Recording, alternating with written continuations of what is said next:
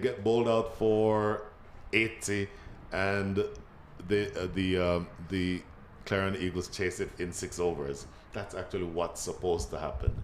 So essentially, they're playing a free hand here. Nothing can make them look bad in this game because of the apparent difference between the two sides.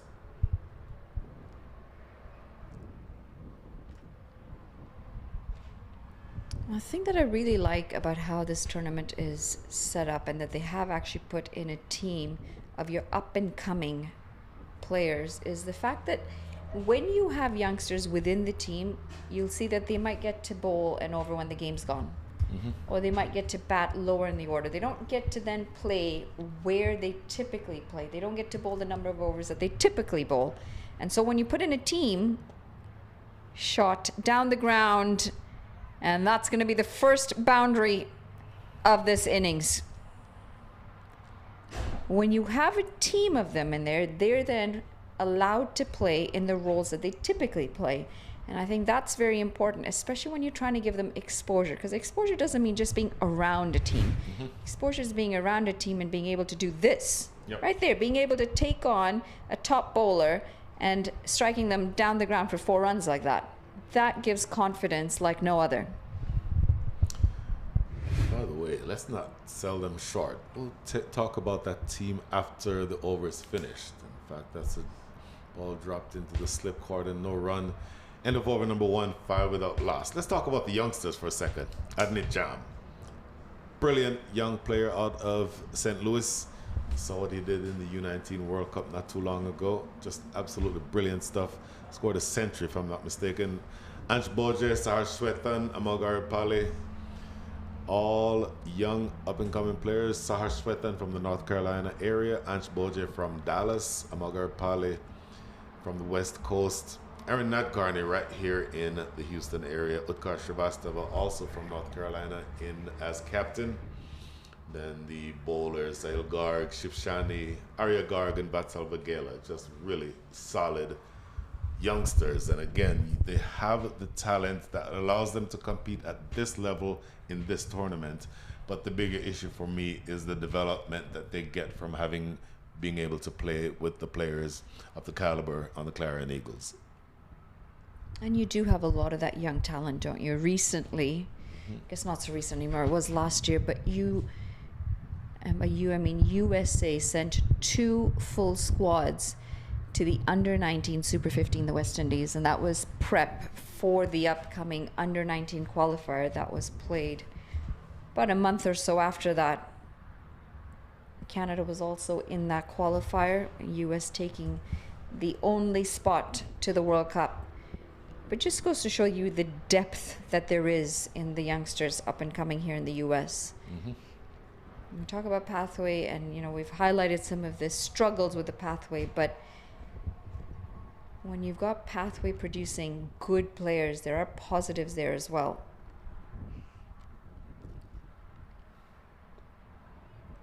I suppose the other side of that is they qualified for the under-19 World Cup pretty easily.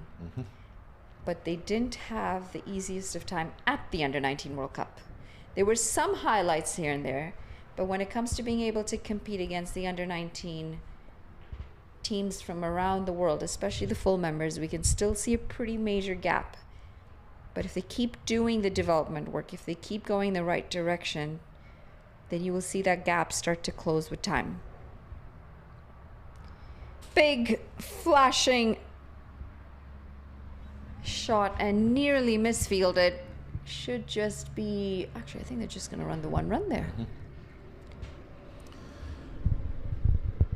It's an important point that you made. Yes, you're not quite at the level where the full members are, but when you see the opening bowler, Ritvikapedia I think it was, who clean bowled probably the biggest name in all of Indian cricket today, Suryavanshi, the young 14-year-old. He was clean bowled in the US match. Really good delivery on the line of off stump. Tentative poke by Sahil Garg, and he has been dismissed. Clean catch taken by the wicket keeper, Vivek Kanamuri. That is the end of Garg, and the first wicket is down, 6 for 1.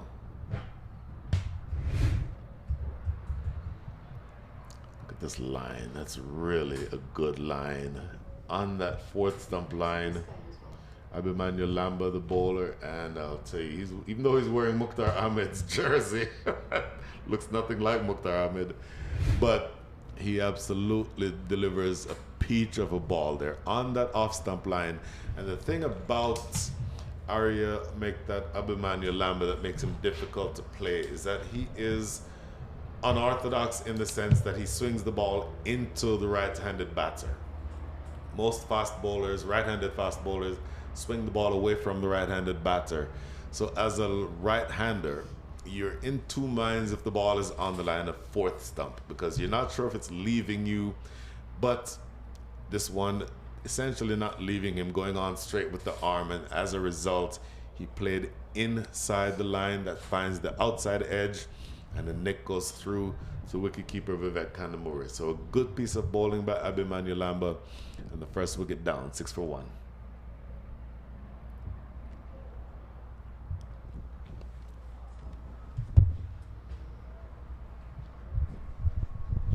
Now, I know you were a little hesitant with the wind outside at the midway point between the two games.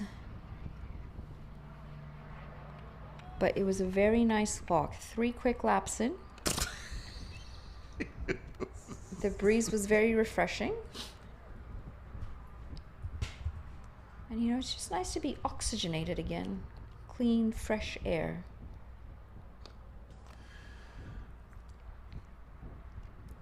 My responsibilities extend far beyond the cricket field, and so in that gap of time between the two matches, I was otherwise occupied. I'll leave it at that. You are a very busy man, but that is very well played. Absolutely top notch. Driven in the gap for yet another boundary. Proper cricket shot here from Adnit Jam. Full outside the line of off stump, and a proper off drive. High front arm. I don't know if we can take another look at that shot. Look at the front arm. Look how high that front arm is right there, and just driven through the offside. You raise that high front arm to keep the ball down. Plays it just on the up, but not in the air. That's a really excellent piece of batting by Adnit Jam. And a good delivery to end the over. 2 overs gone, 10 for 1. I'm quite keen to see how this innings is going to go.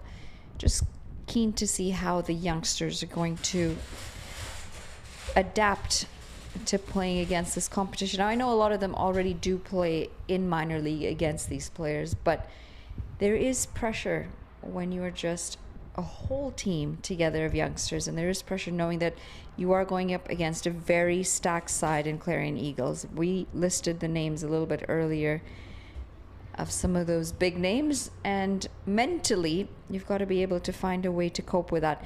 That being said, having followed a little bit of American cricket over the years, I will say there's something very American about your sides, whether it's the under 19 boys or girls, whether it's the senior side, men or women. And when I say there's something American about that, it's the attitude of we are the best and we're going to win. And that's refreshing to see, because you want to see that in competitors. You want to see people believing that they can be the best. Agreed with most of that. Second over here being bowled by Wahid Arman. Spanked away into the deep for 4. That is a good looking shot. Ball really just sort of sat up and begged to be whacked, didn't it? And Amal Garapali cashing in toward mid-wicket. I said I agreed with most of that. Where I would disagree with you is with the first several comments that you made when you said that there was pressure on the youngsters playing against these teams, or this big team. I could not disagree more. There's zero pressure on them. They're supposed to lose this game. And in the sense, I'll give you a perfect analogy. I don't remember exactly which women's player was playing in a charity match. She's Australian and playing against Brian Lara. And she came in and she bowled to Brian Lara. And Lara is facing and batting the way you expect Brian Lara to bat. She trapped him LBW. Now, if he hits her for 6 sixes That's what's supposed to happen. He's Brian Lara. But if he gets dismissed by her LBW, that's the story. The story isn't here if the Clarion Eagles win or if the Clarion Eagles dominate.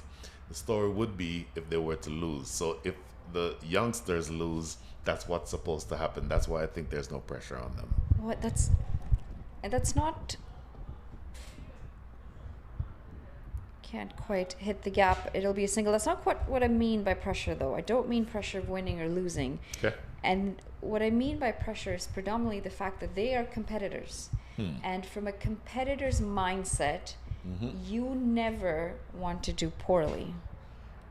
So for them personally, as much as cricket is a team sport, it is also a very individual sport. They will want to go out there and do well. And they know that they're going against top side. And with that in mind, they've got to be able to then control those nerves, control that pressure mentally to still be able to perform for themselves. Okay. So very similar to what you said. Actually, that example is perfect with Brian Lara. And for Brian Lara, believe it or not, in his mind, he would have been stressed, thinking, I don't want to get out by a woman here. But in her mind, she's got pressure because she's thinking, I'm representing women here. I want to make sure I do a good job. So there's definitely pressure on both sides. In the gap, how exquisite is this shot? Opens the face, puts it in the gap, and it's going to be a boundary. Yet again, 2 boundaries in the over so far. Exquisite, but the player at backward point does not move until the ball passes him. So I don't know if he wasn't paying attention or maybe just didn't react in time, but he literally does not move until the ball has gone past. Maybe would not have gotten there anyway, but that's certainly not something that you want to see happen.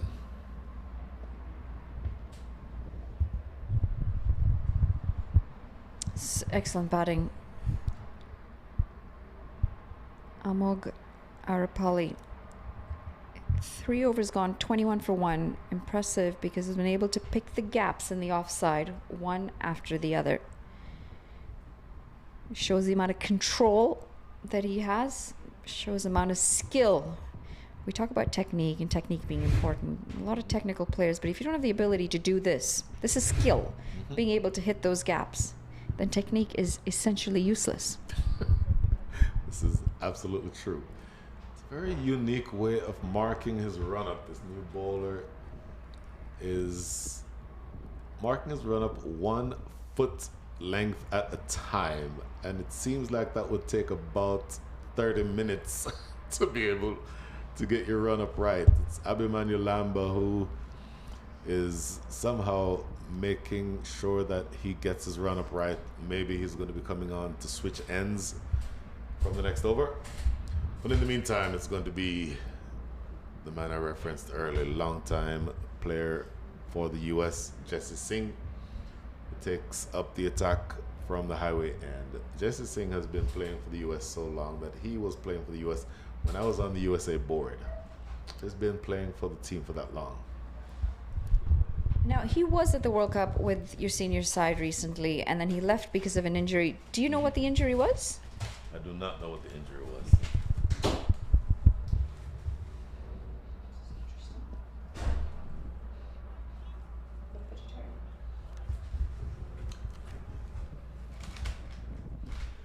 If I remember correctly, it's certainly something related to his legs. It might have been a strained thigh or something along those lines. But when he gets it right, Jesse Singh, he's very difficult to get away. Never was express pace, and now in his middle 30s, he's not going to blow you away with pace. But what he does is generate just about enough swing, strong shoulders, and if you're not careful, you can essentially be at risk of being bowled because he generally is wicket to wicket. Bowls are fuller length these days and can be difficult to get away.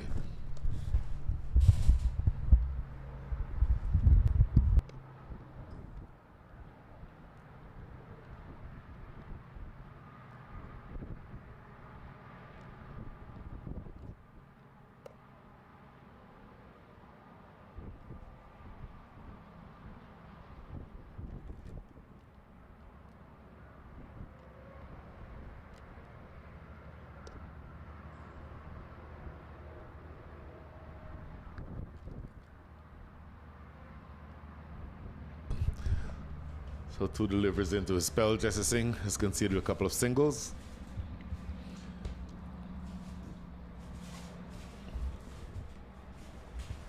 Half-hearted appeal. Amogar Pale has started out well, 13 from 11. Adnit Jam, non-striker, 6 from 5.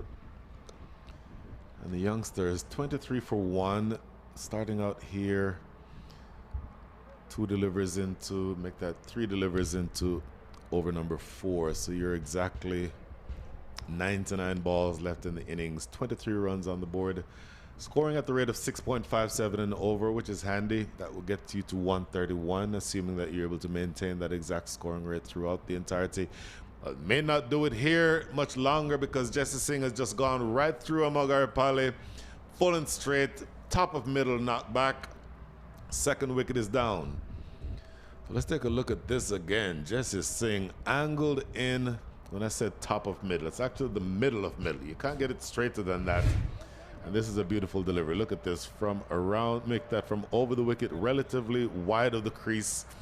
And I'll tell you that it's going to be very difficult to keep that one out. Slanting in, Jesse Singh, and going in towards the body. Amogar Pale playing outside the line of the ball that essentially moves in a touch off of the seam. So that makes things difficult for the youngsters. Once again, they're playing against a very stacked, loaded side. And so from that standpoint, don't hang your head. But to the point that Manali Patel was making earlier, you want to give a good account for yourself.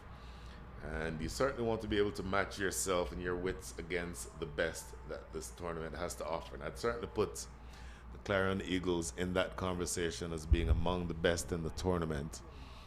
Put themselves in a good position. Started out relatively well. 23 runs, as you see this replay again. From outside the line of off stump, that bit of seam movement right there at the end is what did him.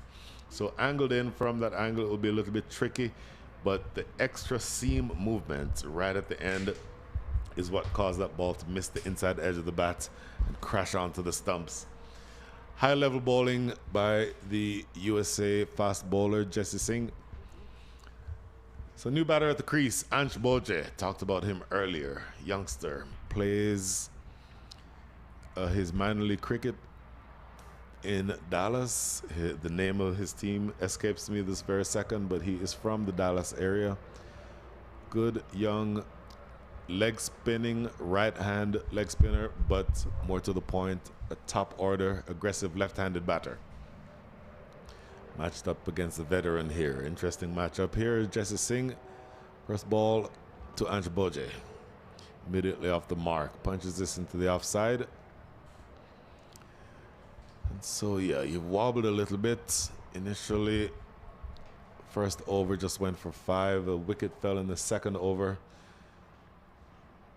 But maybe you don't necessarily need to think about what score you end up with here. Just looking to see whether or not you can spend some time at the crease. Soak in some deliveries. Soak in a few overs. At least make the future Cavs, make the Clarion Eagles have to do some work to come after you. So the last ball coming up here, over number 5. Make that over number 4. Solidly in defense is Adnit Jam. A good, successful first over for Jesse Singh. Just 3 runs coming from it. 3 runs and the wicket of Amogar Pale. So end of over number 4. Score is 24 for 2.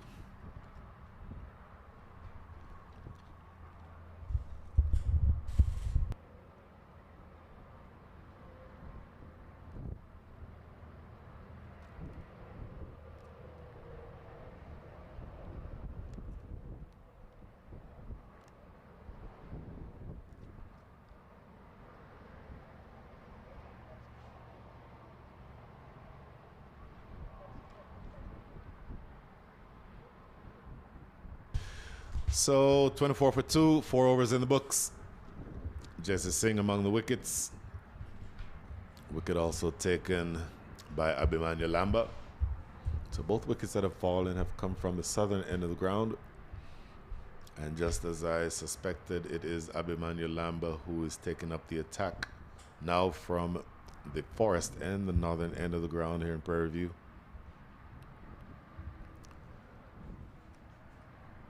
There are a number of people who are watching this tournament online. If you have the ability to come down to Prairie View, there is obviously no cost to attend any of these matches.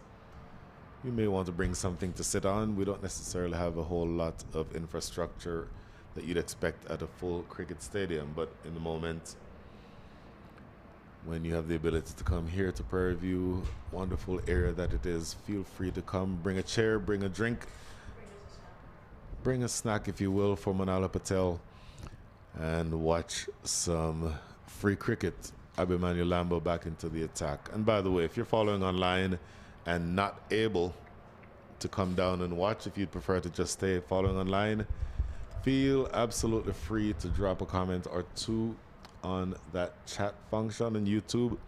More than happy to carry on a conversation with you. If you had a question about something relating to the match, cricket in general, maybe about Manala Patel's experiences as an ICC trainer and certified coach, or I don't know, anything else relating to, if you have something that you'd like to add. And speaking of something that you'd like to add, no, Vishwas Iyengar, I have not been ignoring you. That is powered away into the deep for 4. And that young man who just played that shot, Ansh Boje, plays in the DFW area for the Metroplex Tracers. And the reason I know that, or am reminded of it, is the reminder that I just got from a young man who, yes, you're still young, Vishwas. Vishwas, who now lives in Houston, lived in Austin for a while, played cricket with and against me for a while. But thank you for the reminder, Vishwas. In any event, that's a good-looking attacking shot from Ansh Boje, and then this is good cricket from him also, just dropping it into the offside. Always good to follow up a boundary with a single. You're not looking to overhit the ball, just work it into the gaps, pick up the opportunities to score runs where you are. And I will tell you that in many ways, as I said earlier, even though there is a tremendous advantage that the Clarion Eagles have when they step onto the field in terms of the talent, it is still an opportunity for the youngsters to make a name for themselves, and I think that opportunity will present itself throughout this tournament. In the air, straight, Harmeet Singh after it. Don't think it will have the legs to go to the boundary, but a couple more runs for Adnit Jam. Up to 8 now for him. And he and Ansh Boje looking to recreate something resembling some, let's call it momentum. It's not very difficult to get going against a good bowling attack, but these youngsters are looking to, in some ways, get their feet under them. Maybe not be overawed by the moment, but just see the number of ways that they can get something going here. This is also good cricket. Evidence of that, where you just drop it into the offside and take off for a single. You don't need to attempt to overhit the ball. And of course, if they're youngsters, and these are all very young men, then you can sprint those singles the way that you can expect young men to do. So just one ball remaining here in over number 5. This is, of course, a regulation T20 match. The power play is the first 6 overs of the innings, which means that you have another 7 deliveries of power play ball. Men outside of the circle are down at deep backward point and deep fan leg. Ansh Boje wanted that one. It was in the slot, and he absolutely drills it for the first 6 of the innings. That looked good. Abimanuel Lamba leaves this one in the slot. And in the slot is where Ansh Boje can excel, because he just hits straight through the line, did not in any way try to overhit it. Just look at this. Head still. Oh, I want to see a replay on that again, because look how still his head is when he plays this shot. Many batters, when they play this shot, they lose their shape. But if we have the opportunity to go back and look at that shot one more time, look how still his head is when he plays the shot, because that to me is the hallmark of a batter who knows that the more still you are, the less. Look at his head here. Look how still his head is when he plays that shot. That is just clean as a whistle. If you're trying to overhit that ball, your head sort of goes toward the sky when you play that shot. But he does not do it here, Ange Boje. Just keeps that head amazingly still. And the sweetest of drives down the ground for the first 6 of the inning. So 5 4s and a 6 for the youngsters. And they are not going to take a back seat to any of the big names against whom they're playing. Jesse Singh about to start the last over of the power play as we welcome back to the commentary area the great Manali Patel.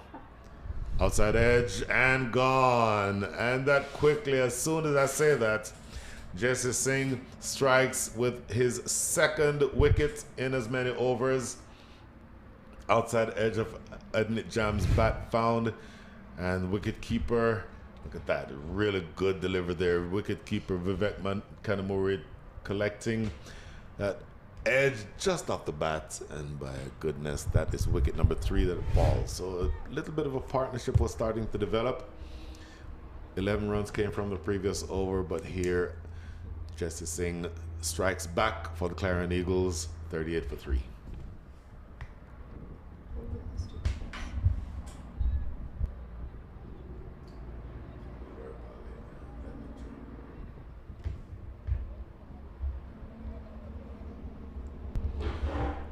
So, captain is making his way to the crease. Utkarsh Srivastava, young man from North Carolina, and his coach in his formative years, and I'm sure still a huge influence on his cricket, is the man who I personally he was my favorite cricketer growing up, the great Alvin Kalicharan, who is these days a coach in the North Carolina area.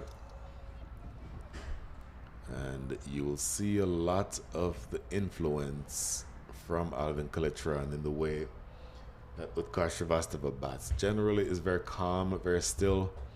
The ball is there to be hit. He can hit it, as was the hallmark of Alvin Kalicharan, but in many ways, he's essentially able to maneuver the ball around, which is what you'd expect to see from him against Jesse Singh.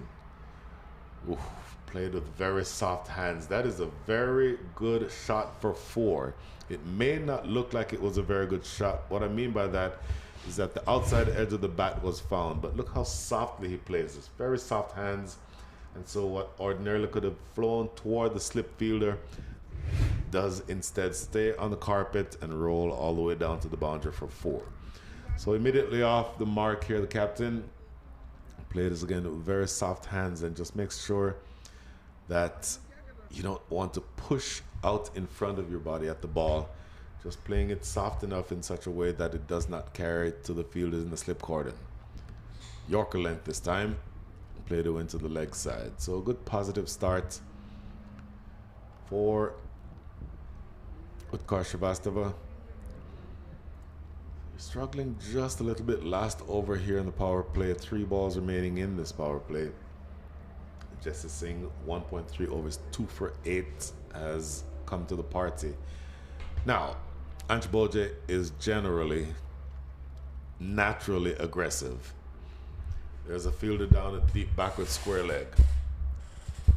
Jesse Singh does not like to be dictated to, so I would not be surprised if he tests the middle of the pitch at some point to see whether or not that fielder at deep backward square leg can come into play. Oh, outside edge found. He went short, but short and a little bit wide. His follow through, Jesse Singh takes him to within a few feet of the batter himself. But genuine outside edge, and really Ange Boje pushing away from his body. Had there been another slip fielder in position, that fielder could have been in play there. Ange Boje will want to play that ball a lot closer to his body. You either leave that alone or you flash hard at it if you're going to play at it. But on this occasion, it doesn't cost him his wicket. Easily could have in another day. That's a ball that could potentially end up at gully. But you're going on full attack here. Clarion Eagles 9 from the over already, but Jesse Singh is hunting for more wickets. Manali Patel.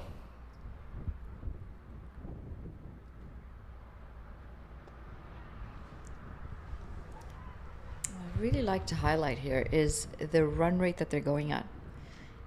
Almost 8.3 runs and over despite losing 3 wickets. The intention is very clear.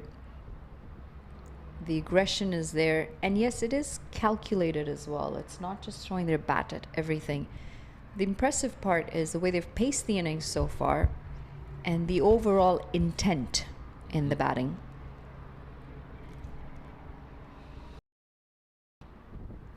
To that point, a run rate of 8.06.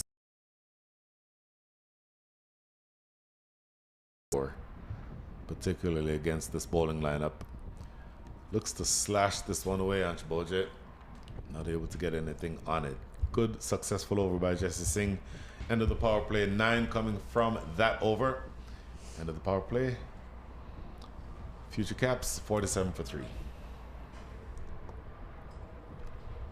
Beautiful blue skies with a few clouds here at Prairie View Cricket Complex. And don't be fooled, it's not as calm out there as it looks. It is actually very breezy. Some strong winds. Almost lost my hat on my walk, actually. And the closer you get to that highway, the more strong that wind is. We're gonna have a change in the bowling. Vinit Sinha gonna come into the attack.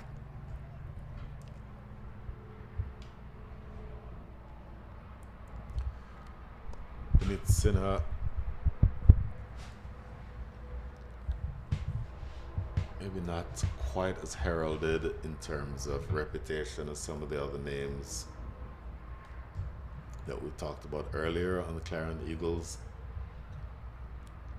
But he's a good enough bowler to be able to challenge these 2 young batters. Akash Srivastava, 5 from 2. Ansh Boje striking it at 200, 16 from 8.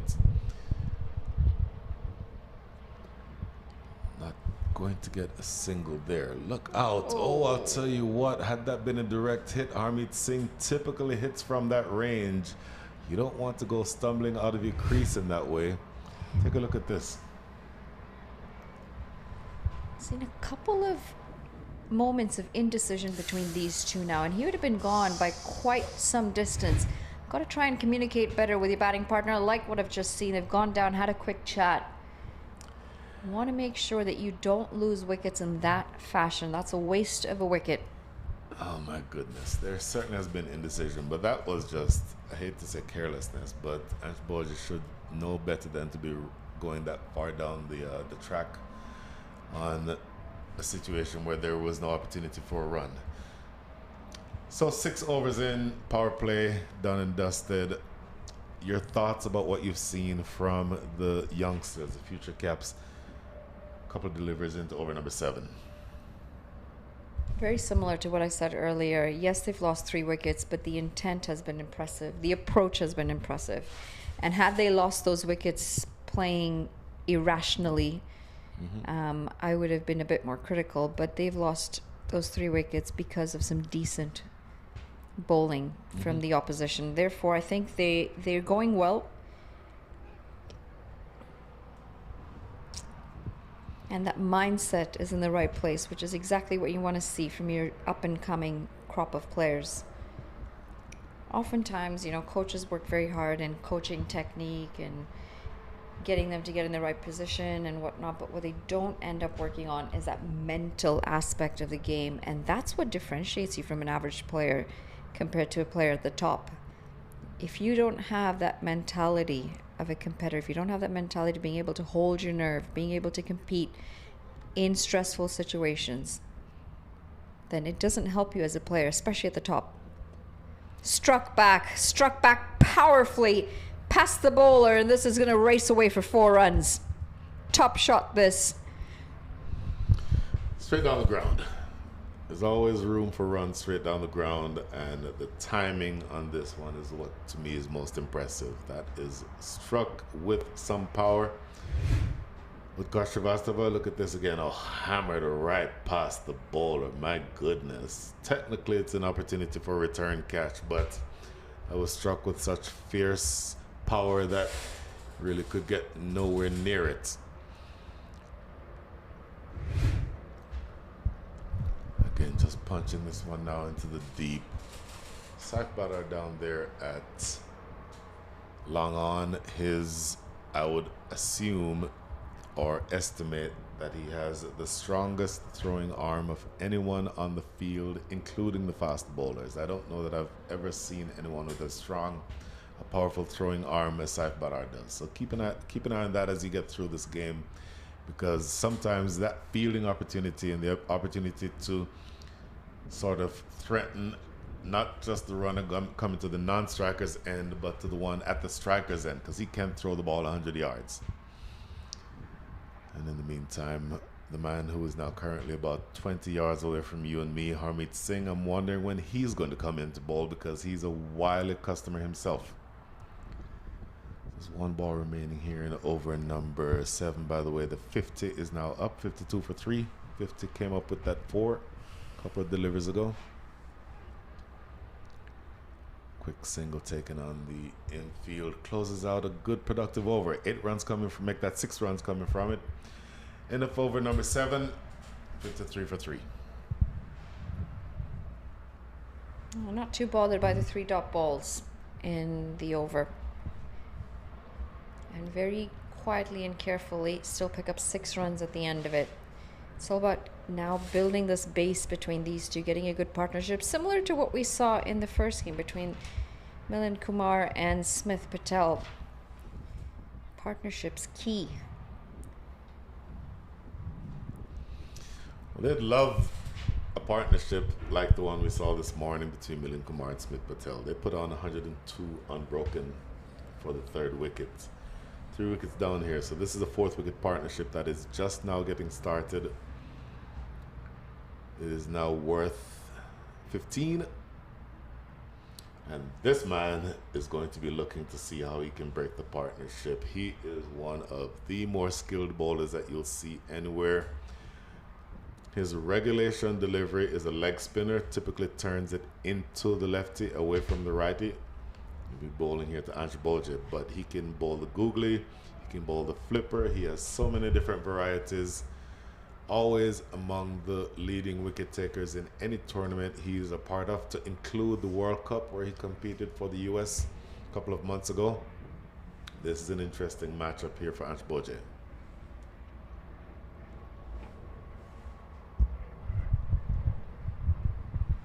Whoa, reaching for that one, not getting anywhere close.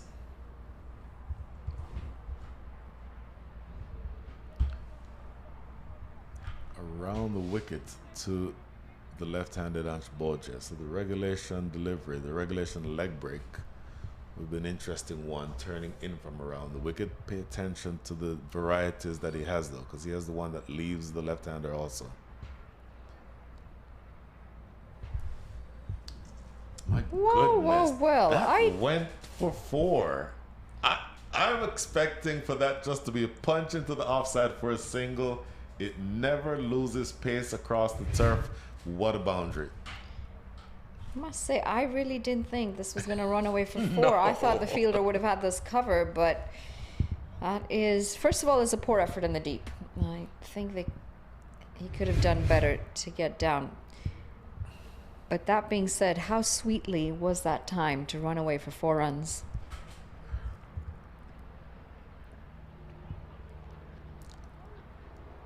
The timing on that, because he does not overhit it.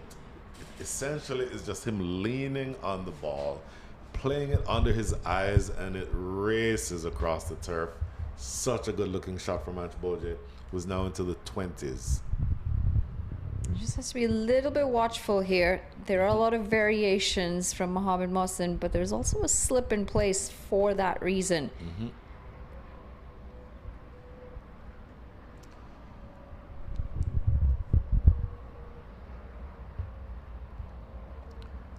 in the air. A couple of bounces down to long on. Boja looks very comfortable. Played for the Metroplex Tracers in the last minor league season.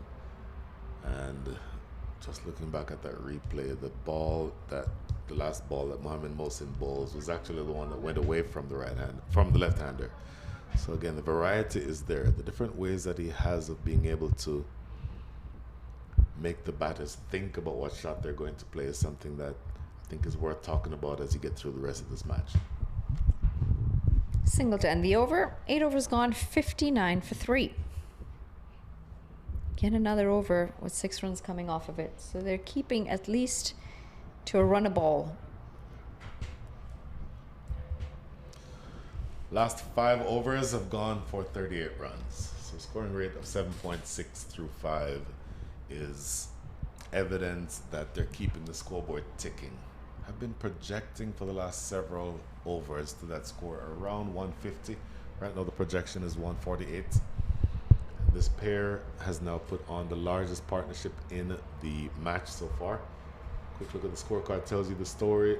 Ange Boje 22 from 14 with Kar Shrivastava 11 from 8 are the main 2 so far. I'm back to Vinit Sinha for over number 9. So you want to put yourself in the position where you're starting to feel comfortable, then maybe start thinking about launching as you get through the rest of this innings.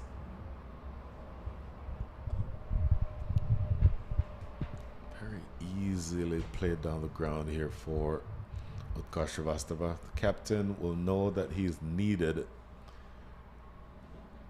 to bat all the way through. Obviously, you're playing against a side that is very, very balanced and very loaded, has talent all the way through. But to whatever extent necessary, you still have to put yourself in the position of putting or thinking about putting up a total that your bowlers can at least attempt to defend.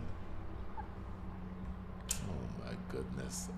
The less said about what you just showed me, the better as we get back to cricket on the field of play.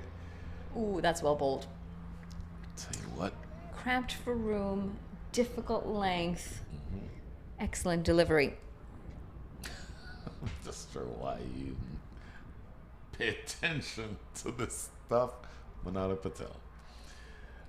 You know what? Another one that goes through to the keeper, because I, under no circumstances, I'm going to spend a second paying attention to that. Watch Harmeet Singh down here at deep mid wicket. He might be in play eventually with Ansh Boje batting. That's a lovely looking shot by Ansh Boje again, but he is somebody who does not like any dot balls. His strike rate is almost always going to be above 100, and regardless of what his score is, in almost all circumstances, he's going to be making sure that he keeps the scoreboard ticking. You mentioned Harmeet Singh fielding in front of us. He's just gone into the 30-yard circle at the moment, but he's wearing some really bright blue shoes, isn't he? They're colorful, very much like that graphic we saw yesterday. Worked away into the deep. Oh, expertly fielded down there though. Effortless shot. He's really, both of these batters just have talent. They strike the ball clean, and looking back at where he played that shot from, that's from middle and leg. If most batters, or many batters, will try to go across the line with that and end up losing their wicket where the bowler LBW. But he does play that shot with a very straight bat with Kar Shrivastava. And in my mind, that's why he was not dismissed from that last ball. It was potentially a wicket-taking ball.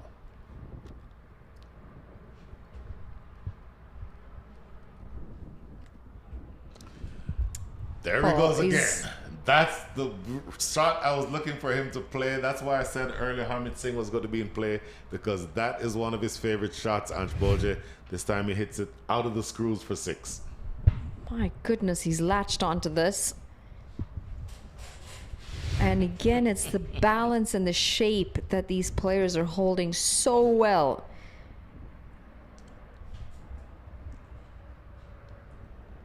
Amazing shot. Absolutely amazing shot.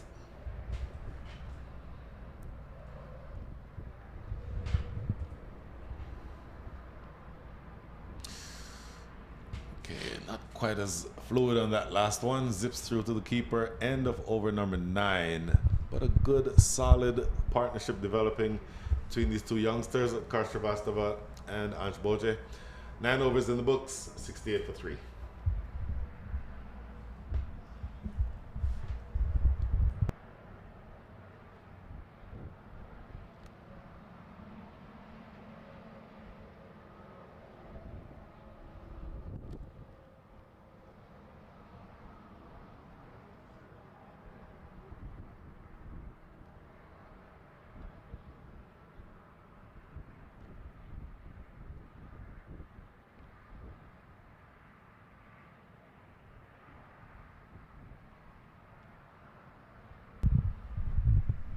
Mohamed Mohsen back into the attack.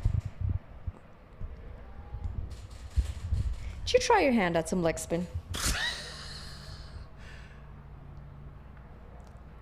Are you genuinely asking a Jamaican if he's ever tried to bowl leg spin or spin of any kind? Well, you know, as kids, we try a bit of everything, you know, with a sport. I'm just wondering if you might have given it a shot at some point. We say in Jamaica, a spinner is a bowler who cannot bowl fast. Yeah. There is nothing remotely attractive to a Jamaican about a spinner. But having said that, have I messed around in the nets and showed the ability to turn the ball? Every once in a while. Do I land it in the same zip code 2 consecutive balls? No. Reverse sweep being attempted. Missed. Knocked back the off stump. I have to say, Ansh Boje just gave it away. I'm going to say nothing about the shot. However, that has been an impressive innings that has come to an end, and it's Mohamed Mohsen who has gotten the breakthrough. There's a slip in place. You've been playing so well down the ground, square of the wicket, and yet you choose to pull out the reverse sweep. Shot selection probably not the best. I truly, truly hate to sound like I'm being critical, and Ansh Boje is a youngster who I absolutely love as a person. I think you put yourself in the position to bat through this innings. He did not look in any way troubled by any of the bowling. And every shot that he played, he was playing with precision. When he needed to play with power, he played with power. He was looking really, really good. I think if he goes back and studies the tape and watches how he bats in this inning, he will knock himself in the head for not being able to bat through this entire innings, because as good a bowling side as this is, Ansh Boje was not troubled by the bowling at all.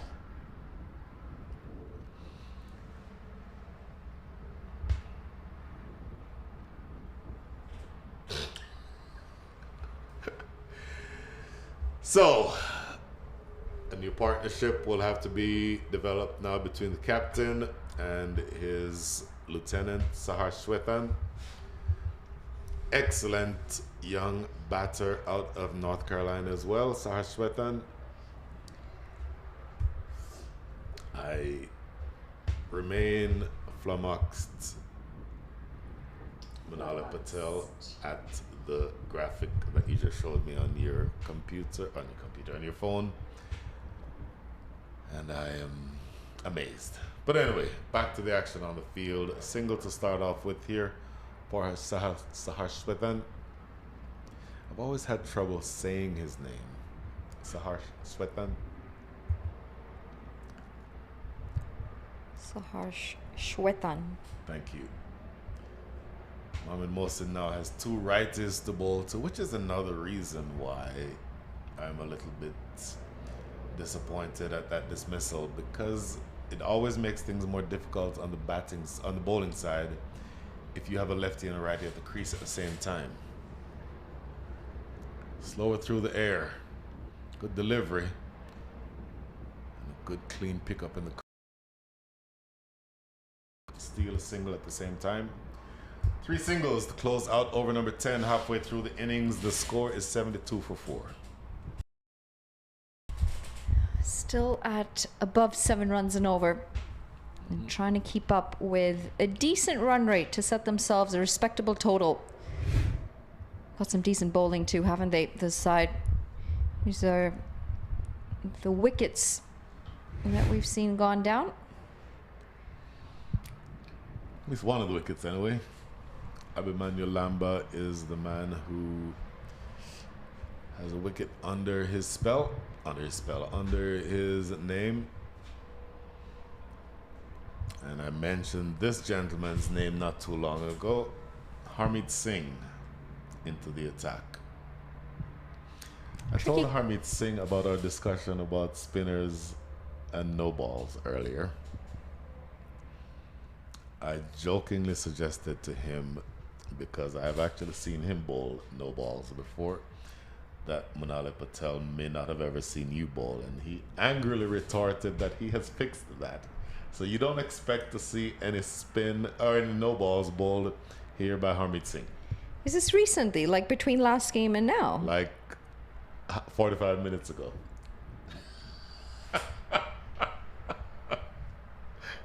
Well, now we're going to watch even more closely, aren't we? Got the magnifying glasses on. We'll need a side-on angle, please. I'd love to have a side-on angle. They're those bright blue shoes. Can't miss them. That's going to help us really keep an eye on those shoes. Harmeet Singh, he can turn it, but his stock delivery is the one that drifts into the right-handed batter. And so when he gets drift and turn, he becomes that much more dangerous. And again, his control and variety are the two assets that he has. My word. Scoop shot, running down towards short fine leg for a single. Bless you. Well, he tried to hit that into the leg side. It ended up going to the offside. He's very talented. It's not easy to do. Is it something you practiced ever? Not ever. There's a lot of you haven't practiced here, Brian. Including leg spin. I once was trying to bowl a leg spin, and I'm a lefty, so I'm expecting to pitch and turn in, and somehow bowl a googly. It went away. Like, whoa, how did I do that? That's an excellent delivery. I don't know how that has missed that off stump. Just shaves past it. Grip and turn. A little bit of bounce too, so might have missed the off stump on line as well as length. Look at this. Drifting in, and here's the turn. Oh, beautiful. Absolutely lovely delivery from Harmeet Singh. Just one run conceded in his first over so far. One more here. Placed in the gap. When you played, you said you were an all-rounder. What kind of bowler were you? I was a batting all-rounder, part-time off-spinner, but I actually did start as a leggy. Leggy? Okay. And realized it was not for me.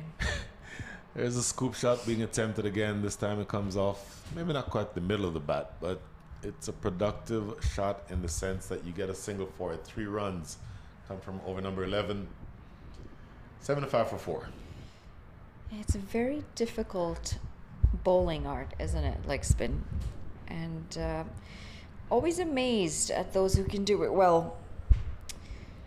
Situation so far on Boje, 29 off 18. Srivastava was still out there, 16 off 17. Got a ways to go, but they have lost 4 wickets. The future caps. I'm surprised it doesn't say future stars.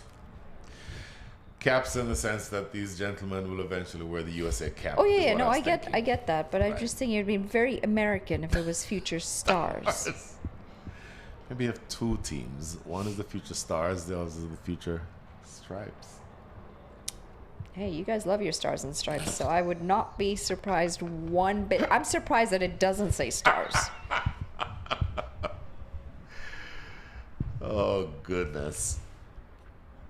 Do you have a flag on your lawn? An American flag? I'm surprised you don't. I always find it so common to see American flags on people's lawns, like everywhere. Some bunting hanging on the front porch. Back to the cricket. Well played. This is a reverse sweep that races away down to deep backward point for 4. This is very well played. Again, reverse sweep can be very effective. Difficult shot, but you've got to be able to pick the right delivery, and you've got to be able to play it well. Now, Mohamed Mohsin with a really wily mentality, and he does not like being hit. But again, he has a complete bag of tricks that he can use at his disposal. And so the response to that delivery is one I'm interested in finding out here. A little bit of a delay. We'll wait for the ball to be retrieved. Maybe we can go through a few stats. Launch phase, 6 overs. The first 6 overs of the innings. The Future Caps scoring at the rate of 47. And there are a few highlights. Let's see that reverse sweep again. Let's see where this ball goes. Maybe it goes under the fence. I didn't think this would have gone through because there is a fence there. There is a fence, but apparently, right there, went through under the fence.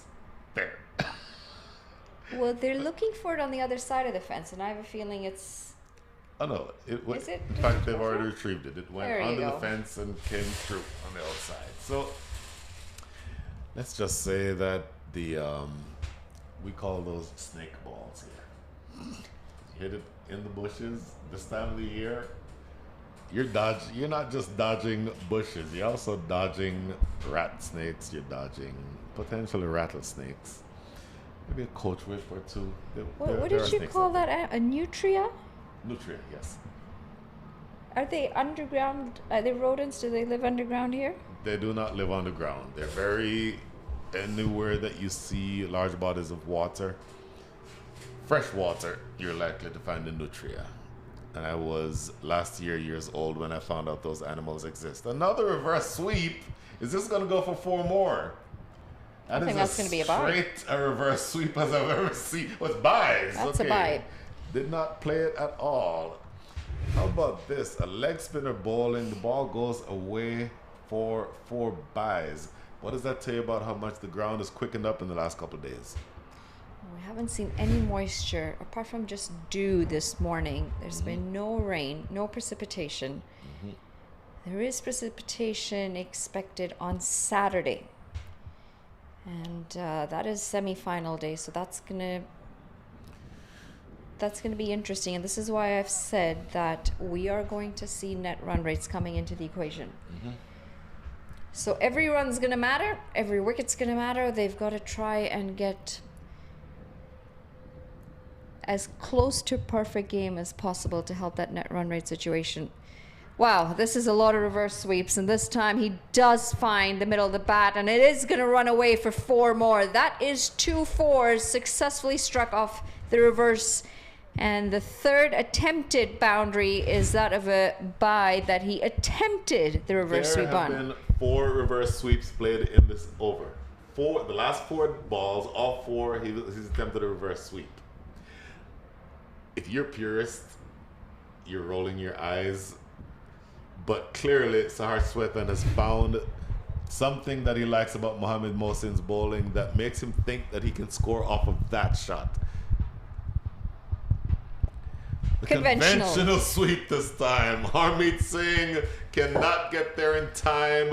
Another boundary. This is turning into an expensive over. 16 from the over so far, 12 off the bat. How good is this from the youngster? Taking on the likes of Mohamed Mohsin, so much experience. Very interesting. Total control in every boundary that's come off the bat so far. And it's great to see the amount of comfort that there is in playing the sweep shot, whether it is the reverse or the conventional.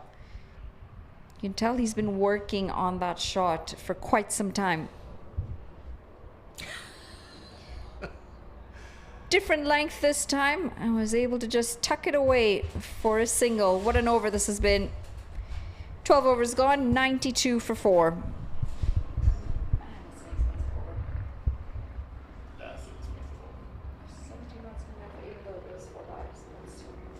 Four straight reverse sweeps. That's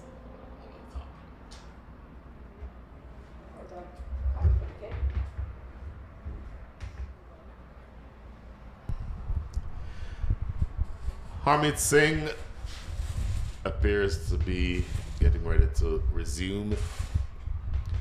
1 over bowled for Harmeet Singh. 3 runs coming from it.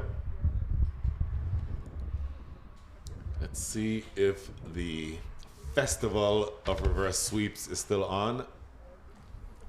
Festival of Reverse Sweeps. Yeah, the big old FRSs. You don't have the FRS celebration in Canada? No, what's the FR celebration? Festival of Reverse Sweeps. FORS. You don't count the off. That gets skipped. Harmeet Singh, down the track. Did he get all of it? No, he did not. Oh, in fact, he got enough of it. It carries all the way for 6. Well, Sahar Swethan is batting like he has a plane to catch. 23 off 12. What a shot this is. Down the track, using his feet beautifully, and he went to the pitch of the ball. That fielder might have been on the rope, but it was always sailing over his head. Harmeet Singh not very happy with that effort, but that is a great shot.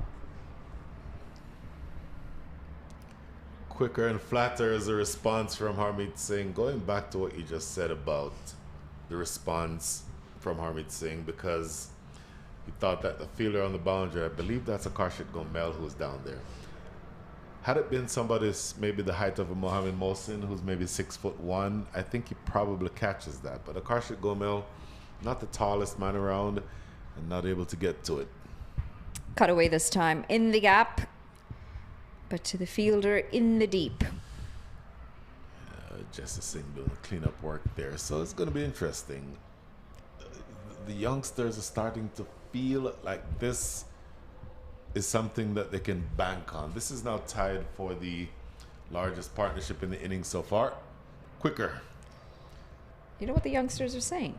What's that? Move along. We're ready. We're here. We've announced it with that right there. No. He's already outside the rope when he tried to catch that.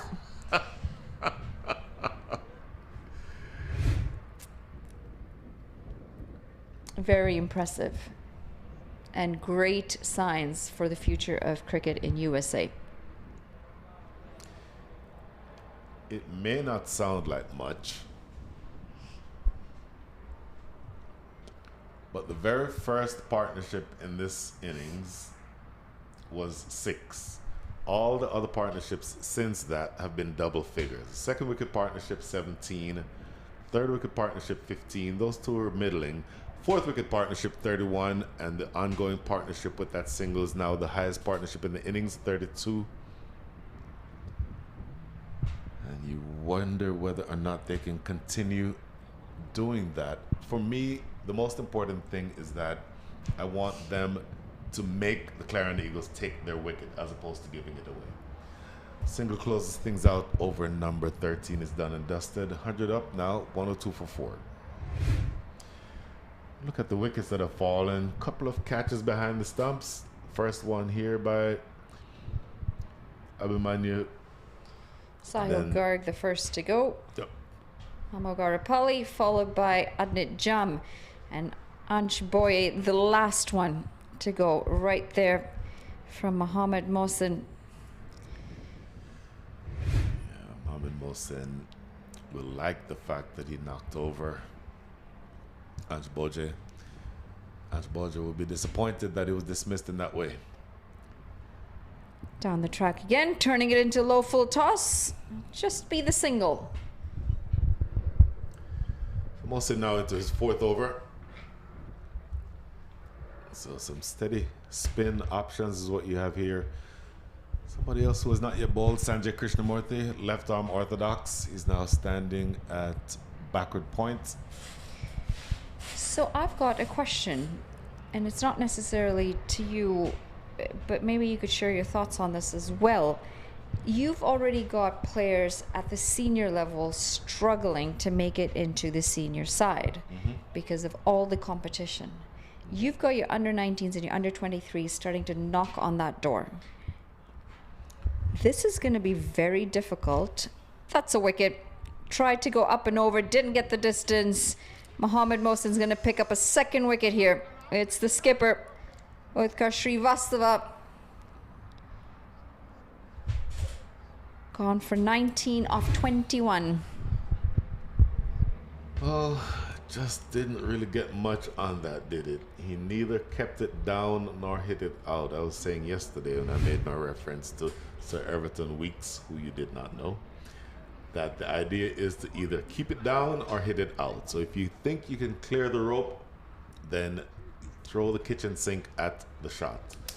If you don't think you can clear the rope, then keep it down. And he sort of did neither there, Utkar Srivastava.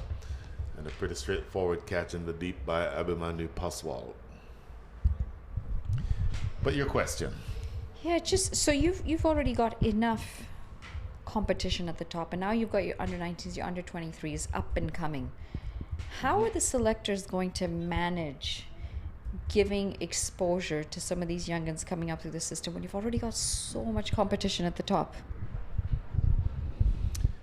There is a question, and it will lead to another long philosophical discussion, because number one, there's only so many spots available for the national side, and in a country of 340 million people, and maybe the number of active cricketers is around 300,000, to whittle down from 300,000 to say 15 is, needless to say, very hard. There are opportunities for a limited number of people. The bigger issue for me is being able to build a system or maintain or enhance a system like the minor leagues that allows for these players, even if they're not representing the team at the highest level. What a great delivery that one is. Outside edge found. Saif Badar with the catch at slip. One ball is all Shiv Shani faces from Mohammad Mohsin. Wicket number 6. Slip in place and perfectly executed to plan by Mohammad Mohsin here.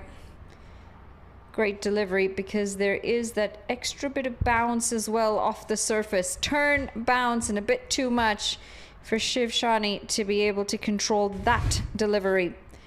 That's another one gone. It's 104 for 6. 104 for 6. That was the delivery that turned. He is on a hat trick, and that delivery turned away from the lefty. So the stock ball from Mohammad Mohsin turns into the left-handed batter. This one goes away. It's the googly. And boy, just no answer for that one for Shiv Shani. And unfortunately for him, his day lasts all of one delivery with the bat. And now the new batter coming in will be tasked with avoiding, of all things, a hat trick. Rahul Basu be coming to the wicket to make sure that this in no way is a hat trick for Mohammad Mohsin.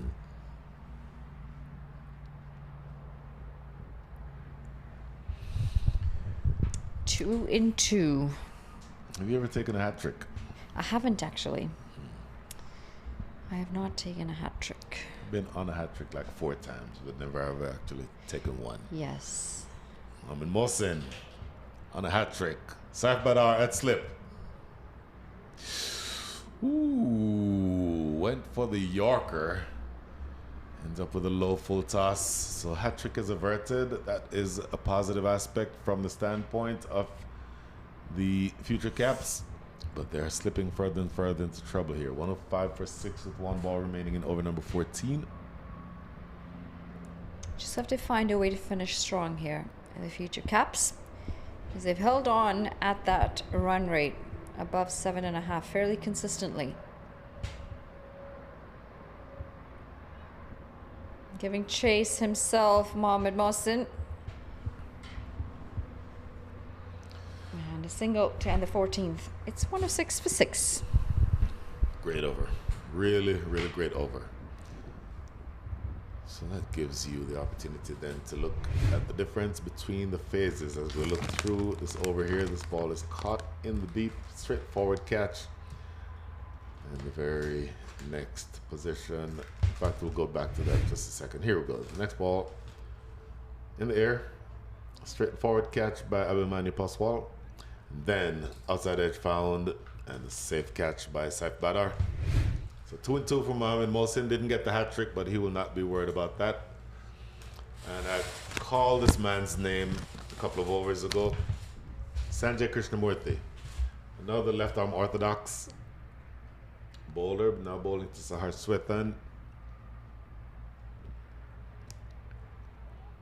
Very full, Yorker length almost actually. And he immediately gets a single. Just thinking about what you said about Jamaicans and what they think or thought about leg spin bowling or spin bowling in general. Yeah, exactly, right. I'm just thinking back to the era where you had the best pace bowlers in the world. Mm-hmm. And then you've also changed, and now you're in an era where your big shoulder, tall bowlers are now spinners. The era of the Suleiman Benz, for example. Samuel Badri. Who else is tall that's bowling at the moment? Samuel Badri is not tall at all. Okay, I am 5'3". Everyone's tall to me. Samuel Badri, 5'9", maybe 5'10". Suleiman Ben is all of 6'7". Yes. So you see a Suleiman Ben, you think, oh, here's a fast bowler coming in, and he's coming up left arm orthodox. Mm-hmm. Somebody like maybe a Jason Holder, who is again 6'7". He is built like he can bowl 90 miles an hour. At his top end, he's around 7 to 8, 7 to 9. But I'm sure there's a question that you asked me, but I'm completely not thinking about what it is now, because that's one of the things that I myself am a little bit flummoxed by, is why we cannot produce any fast bowlers. Courtney Walsh, 6'5". Curtly Ambrose, 6'7", 6'8". Michael Holding, when he played, 6'4". Our fastest bowlers now are all 5'9", 5'10", and I don't know why that is. Well, yeah, you've got like Fidel Edwards, for example, right? Right. It's the shorter bowlers who are now your pace bowlers. I will say this. Our best fast bowler ever, as we get to the last ball of this over, should just be a single. Our best fast bowler ever was only 5'9". Let me ask you who that is.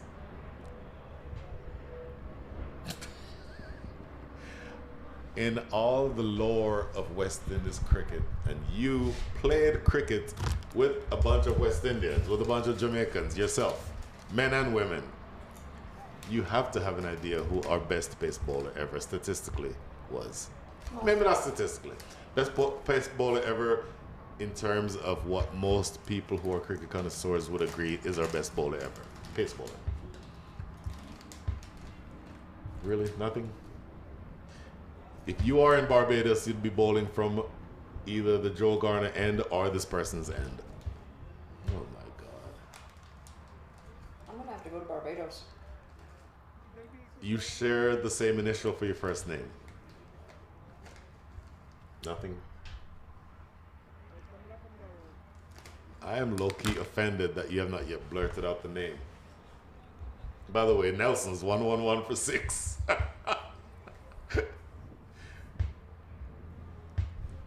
Who? Malcolm Marshall. Have you heard of Malcolm Marshall? I have. We do share the same initial, don't we?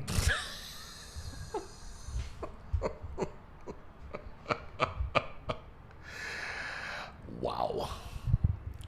I am very...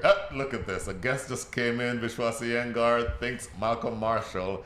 And Vishwas, you're exactly right. 376 test wickets.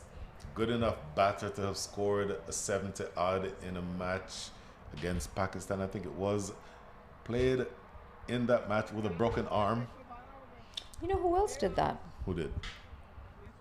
Smith. Graham Smith. Graham Smith, yes, he In a did. test match against Australia at the But SCG. he did not also come in with that broken arm and take 6 wickets. No, because Mitchell Johnson broke it for him. I was at that game actually when that happened. Were you? Yeah, I was at the SCG. Mitchell Johnson comes in, bowls absolute ripper. Yep. Broke his arm, needed to save the test match. Guess who walks out? Wow. Graham Smith, cast and everything. Brilliant. The fact that you did not immediately come up with Malcolm Marshall is a concern for me. I'm keeping But it real. you've got with to you, as kids understand say. that I'm from a very different era in cricket. And I didn't follow cricket for most of my youth. And tell me exactly why that's something that should be mitigating. Oh, stumping opportunity. Did not get there. So I think I've mentioned I've played multiple sports growing up, and I was very athletic growing up. Mm-hmm. And played, every sport available at school. Mm-hmm. This was in Kenya. Mm-hmm. So we take another look at this delivery. Absolute ripper. Such a good Turn, bounce. Mm-hmm. Reversed. Of course. And I'll pick up a single. Mm-hmm. So growing up in Kenya, the one time some of the guys in school were playing cricket. I said, hey, I'd like to play as well. Sure. And one of them says, 16 overs gone, 113 for 6. One of them says, girls don't play cricket. Nice. So I was pretty young then. Mm-hmm. And so in my mind, I was like, you know what? I'll Cricket's show not you. worth my time. Hmm. So I had a very strong hatred towards the sport. Hatred is such a strong word. And I did, though. That is exactly what it was until I was about 14, and I was looking at some news, and there was an article about the English women's cricket team, about Charlotte Edwards and Claire Taylor, and that's when I realized that I'd been lied to. Okay. And so that's when I actually took cricket on very late. And so, it would be nice to follow up on... These are the wickets so far. That's the first to go. Sahil Girg. Emmanuel Lambda picking up that wicket. Followed by Amog Arapali. The skillful Jesse Singh picking up the second wicket. Adnit Jam, the next one to go. A wicket to Mohammed Mohsin. Followed by Ansh Boje. Fairly simple catch in the deep. And this was... the last one, Shiv Shani, again also Mohammed Mohsin picking up that wicket. So within a few years I could have either looked back at history of cricket or I could have spent that time learning how to play cricket. So that It's not a choice. You can do both. And juggle school. Easily. And plus you've got to Easily. understand I live in Canada. I'm not... What, the internet doesn't work in Canada? Or? At 14, do you really think I cared about who's played the game? I didn't even care about Sachin Tendulkar, to be honest, back then. Well, that's blasphemous. It's not blasphemous. It's the truth. It's honesty. Okay, go on. So, yeah, different era. If we're talking era now and, from when I've started playing, then completely. And we've got... even some of the youngsters that are not playing the game, they're going to have their own role models, role models that they're around now. Sure. Or that they've grown up with. Sure. But my dad would know everyone you're talking about. Well, I'm almost your dad's age. Well, there you go. There you go. Whoa. Whoa. A bouncer from a spinner and one for the over. Sarge was asking the umpire, what was that? I want to see that bouncer again. Look at this. That's a wide. It's a wide on... It's Every more account. on height. It's on height because Harshwethan walks across the crease. So the wide line ordinarily moves with him. So that would not have been a wide on line, but certainly on height. It bounces over his head. It's been a good innings, though, hasn't it, from Saharsh? 31 off 23. Mm-hmm. He's anchoring the innings into the 16th over. But you know what? I'll get you in touch with my dad. You can have all these conversations and reminisce about cricket West Indies back in the day. When your dad is standing where you are right now and we're talking cricket, then we can have that conversation. He would tell you about all those greats. I have had the chance to meet some of those greats since then, so that's been pretty cool. Very much so. Big. Skied. I'll tell you what, that goes all the way for 6. Earlier, I said that if somebody like Mohammed Mohsin's had been on the boundary, he could have caught that one that wasn't that didn't stay in the park for Akashit Gomel. But Mohammed Mohsin himself is now on the boundary, but that sailed well over his head into the snake pit for 6. Great way to finish the over too, isn't it? Watchful through most of it, and then in the slot, and I'm going to take this and I'm going to put it away.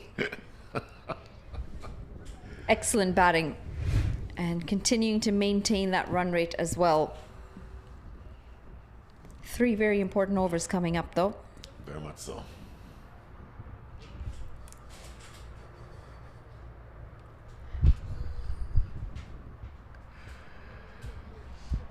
Now, of all of the former West Indian, not necessarily West Indian, of all the former professional cricketers that you've met, who is the one, or give me 2 or 3 who, oh my goodness, dear. I'll get back to that question in a second, because the festival of reverse sweeps is continuing and the base of middle stump has been struck. That is just not the right delivery to be reverse sweeping. Very premeditated. Moves very early as well. Harmeet Singh able to make that late adjustment. That is extremely full and extremely straight for that shot, and you have now been bowled in between your legs. Harmeet Singh, the experience coming out on top of that contest, and he's going to pick up a wicket to his name. 125 for 7. I hate to be harsh, and I said this earlier. I hate to be harsh, too so harsh. By definition, the reverse sweep is a premeditated shot. You'd have to think that coming into this stage of the innings, that somebody like a Harmeet Singh would be wanting to be full and straight to you. I think the reverse sweep is about the lowest potential avenue that you have for runs at this stage of the innings with that specific bowler.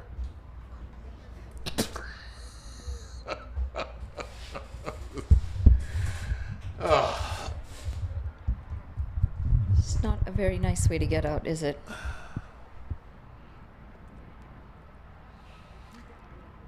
Aaron Nadkarni taking his turn at the crease and immediately getting a single here. Aaron Nadkarni, the tall, strapping fast bowler, the son of Sushil Nadkarni, former USA captain, who lives right here in the US. Sushil was a left-handed batter and a right-handed off-spinner.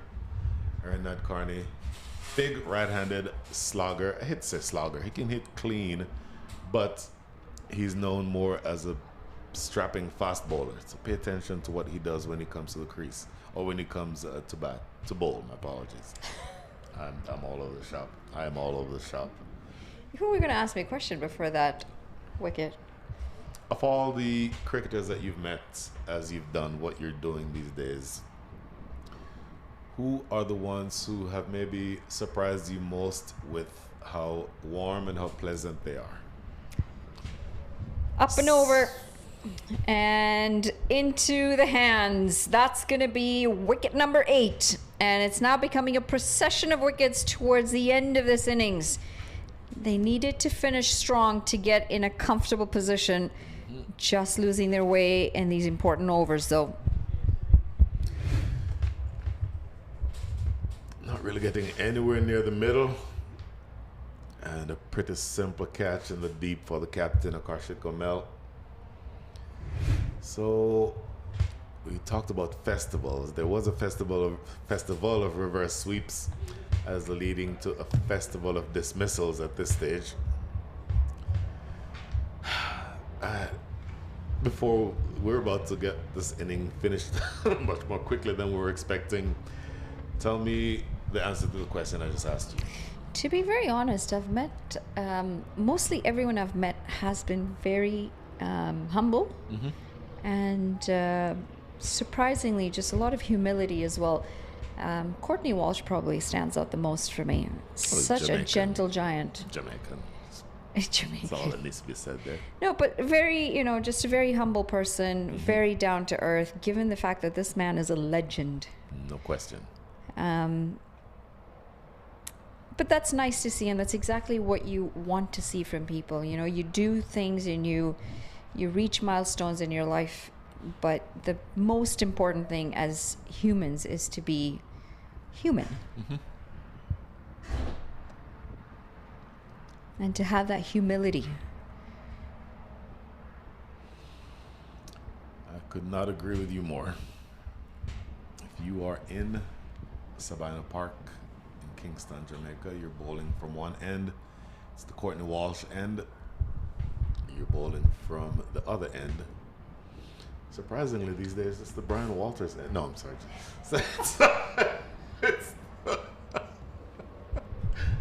I don't really know if you've got quite the amount of time to get that name change done. You'd have to go back to playing. 18 overs gone, 127 for 8. Anyway, the name I was about to say before I thought about that cheeky joke. Michael Holding end. Michael Holding is, in addition to being a spectacular human being, one of the kindest people that you'll have ever met anywhere.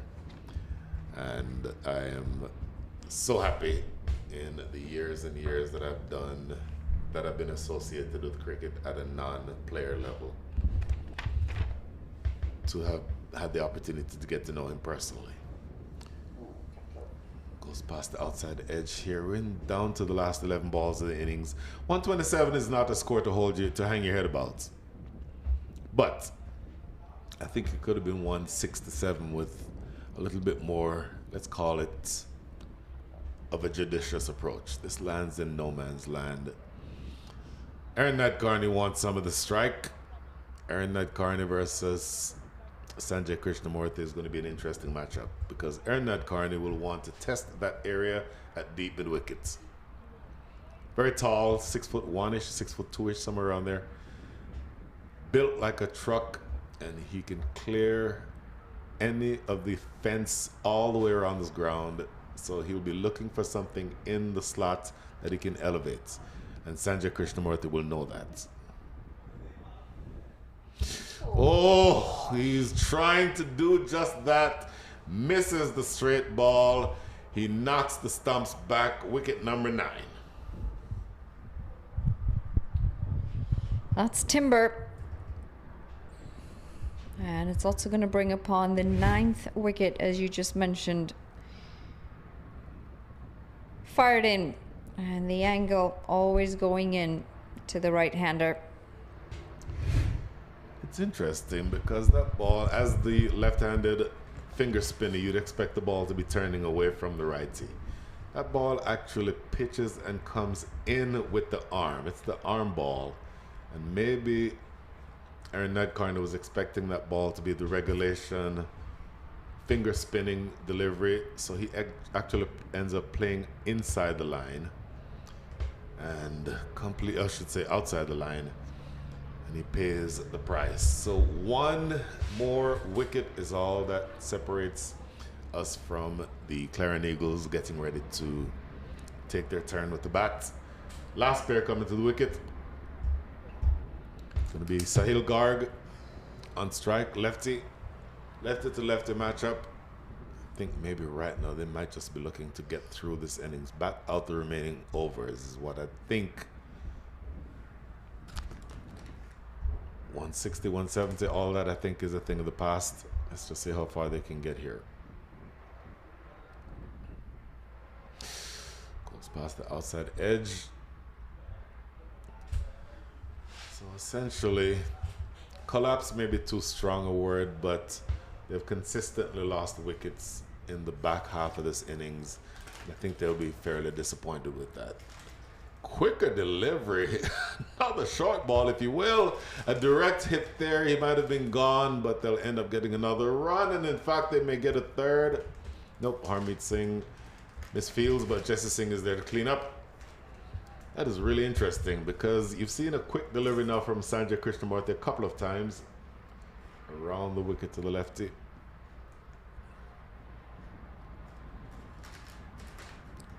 Might get a couple more here. Yeah, they just jog for that second run. That should be the end of over number 19. 132 for 9 is where you are after 19. Can you somehow find a way to get 15 runs out of this last over?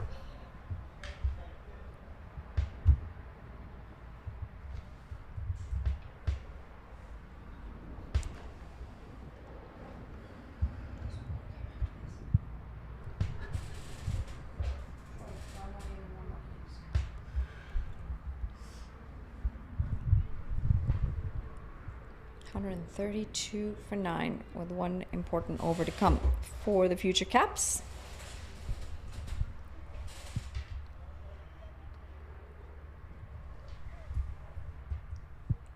Is it pretty normal to be overcast for most of spring? I guess it's a spring for here too, no? It is spring and it's not normal. Played into the deep for a single. Most of the weather that you'll have around here this time of the year, you'll have moderate temperatures. If it rains, you'll get a good shower, but then it clears up. Typically, December, January, February is where it just stays cloudy, but you don't have that happen this time of the year typically. So anyway, the last over being bowled here by Wahid Aman. Slower delivery, well bowled. So maybe you don't get to 15, but can you get to 140? 140 would at least make the Clarion Eagles have to get into second or third gear. And maybe there is the mental benefit of having batted all the way through the innings. Down the leg side, did he clean him up? No. In fact, what happened here? Yeah, it went. In fact, he did bowl him. I missed that. Knocked the stumps back, so that is wicket number 10. My apologies, I missed that. Manali, talk us through what happens here. Bowled around the legs. And that leg stump has been struck. That's going to be the end of this innings for the future Caps. They manage 133 runs. Have been bowled out with 3 deliveries to spare. Interesting batting lineup because they started a bit slow, lost a few early wickets, a decent 29 off 18 from Ansh Boje, a handy 19 from Utkarsh Srivastava, but the pick of the batters has got to be Sahar Shweshtan, 32 off 25, anchored most of this innings, and unfortunately just didn't get the support that he needed at the other end. I thought the bowlers were good. One bowler who, in fact, that says Shubham Ranjan. I don't recall Shubham Ranjan bowling in this innings at all, but let's just say one bowler has gone for 14 runs and over. Everyone else with economy rates more along the lines of what you'd expect. Harmeet Singh, really good. 4 overs, 2 for 17. 2 wickets for Jesse Singh. Then Mohammad Mohsin himself, 3 for 27. Returning the best figures there. So really good stuff from the bowling side. 134 is what you want for victory here if you're the Clarion Eagles. Can they get it? We will be taking a little bit of time to see whether or not they can do that. Just let's go through a few of the highlights from this morning. A couple of edges, outside edges found, and the wicketkeeper catches. And then we saw some good fight back. That one big partnership we talked about between the batters Ansh Boje and the captain Utkarsh Srivastava, and we'll see exactly how that developed the rest of the way. But I think that the bowling eventually got the better of the batting. The middle order was looking really good for a while. That's Utkarsh Srivastava who you saw there, but not really just able to maintain a whole lot after you saw that big partnership. This is Ansh Boje hitting out a couple of times, tried the reverse sweep, lost his off stump, and then from there it was just regular wickets all the way down. this was a really good delivery. That over, to me, was a good one for the batting side, but then the wicket started falling. And once the wicket started falling, not a whole lot of resistance. 2 and 2 here for Harmeet Singh. That's a good catch here by his side batter. And then the wickets consistently down the lineup, and nobody really able to get much on there. Yet another reverse sweep, and Sahar Swethan loses his middle stump. And then going in toward the back end of the innings, pretty straightforward catch here by Karthik Gomel. Aaron Nadkarni gets knocked over, and then to end things right there, clean bowling the batter behind his legs. So it will take 134 runs to win this match. The groundskeepers will do what they need to do. We will join you on the other side of this break in about 15 minutes. See you shortly.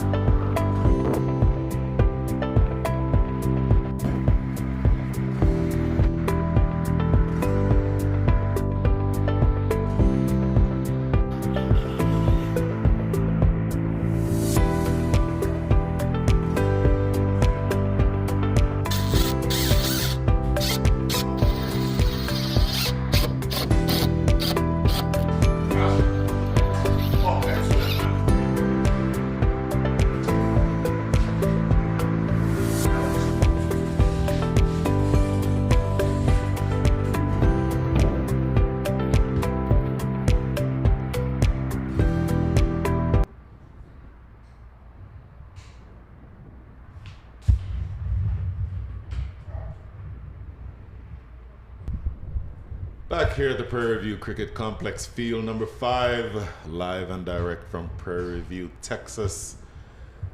We are about 50 miles west of downtown Houston, the fantastic city of Prairie View, and I will tell you that these youngsters, who I think have played well enough to be competitive so far, but they're up against a very strong batting lineup, and the target of 134 is one that the Clarion Eagles will believe that they can overhaul without much fuss, I would think. Openers are going to be Saif Badar. I'm sorry. Openers are going to be the captain, Akarshik Gomel. I'm not sure why I said that name. And Mukhtar Ahmed.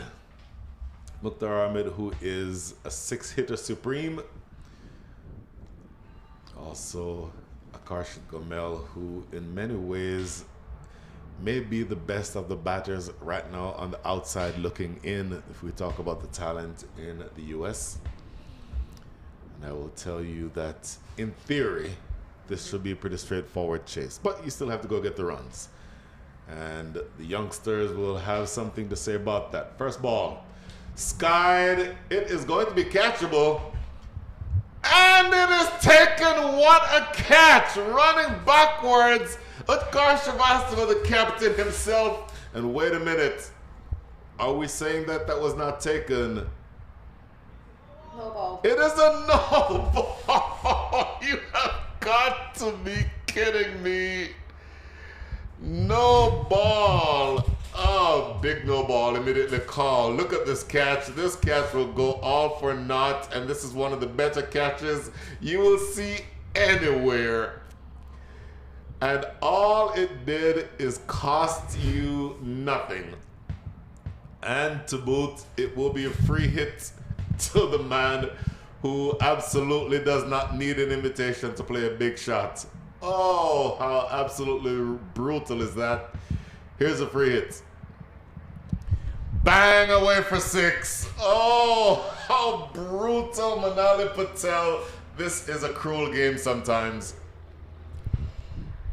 It's a game of fine margins, and unfortunately, what should have been a wicket has ended up in 6 massive runs. Created the opportunity, got the catch, just managed to overstep by a little bit. And they needed that breakthrough, didn't they? They needed to get on top of the opposition early, these future caps. Can you imagine how it would have energized the entire team had that not been a no ball? Big 6-hitter in the form of Mukhtar Ahmed. You take his wicket with the very first ball of the innings. There's a lot of electricity in the field. Everybody's chirping. And maybe you put the Clarion Eagles on the back foot. And all of that has been taken away by the margin of a couple of inches, having overstepped the front crease. Oh.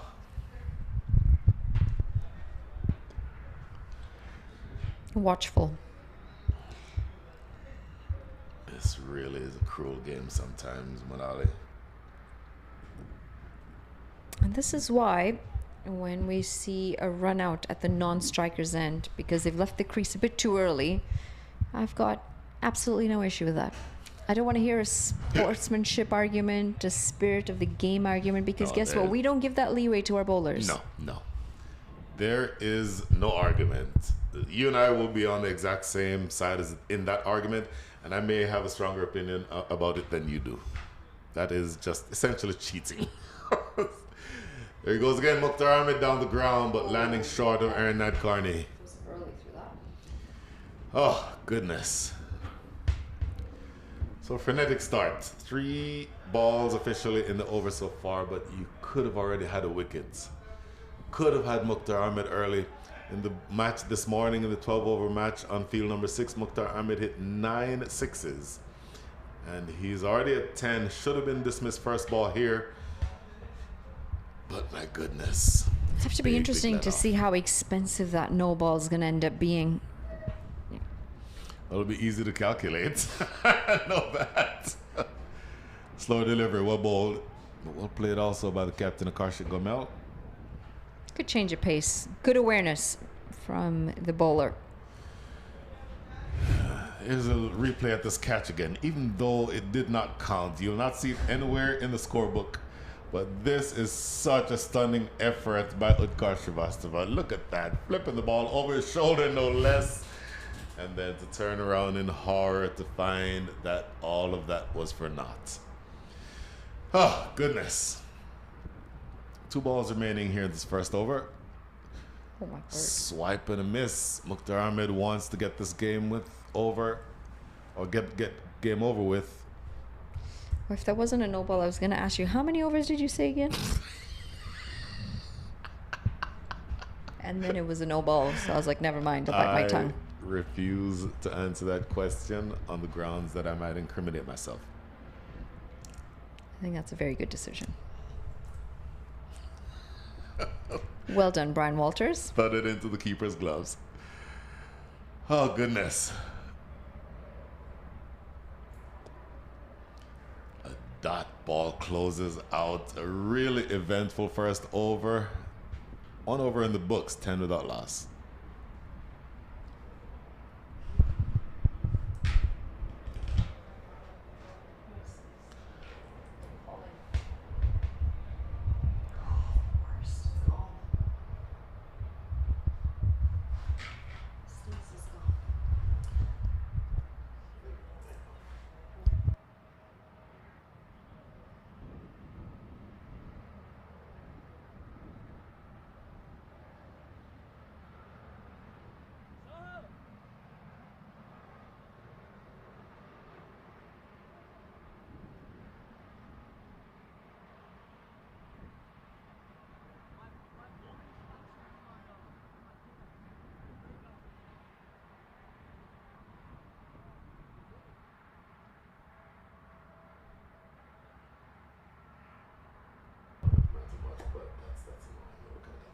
I'll just match mine to match this, but that should be either 9 or 11.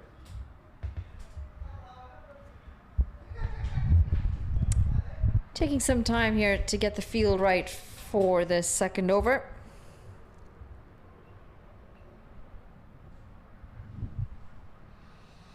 Aaron Nadkarni, talked about him earlier.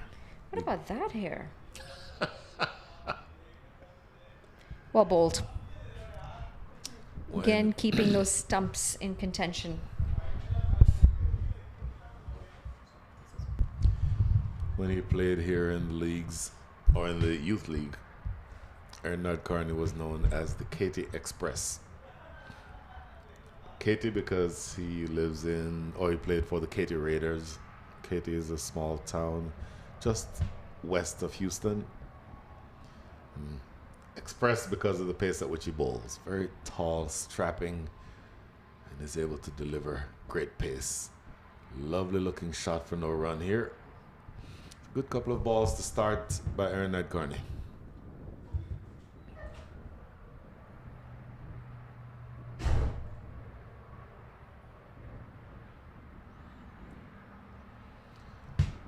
So if you're looking to defend 134, you need to, in some ways, figure out a way to build some pressure. You build some pressure either by taking wickets or by delivering dot balls.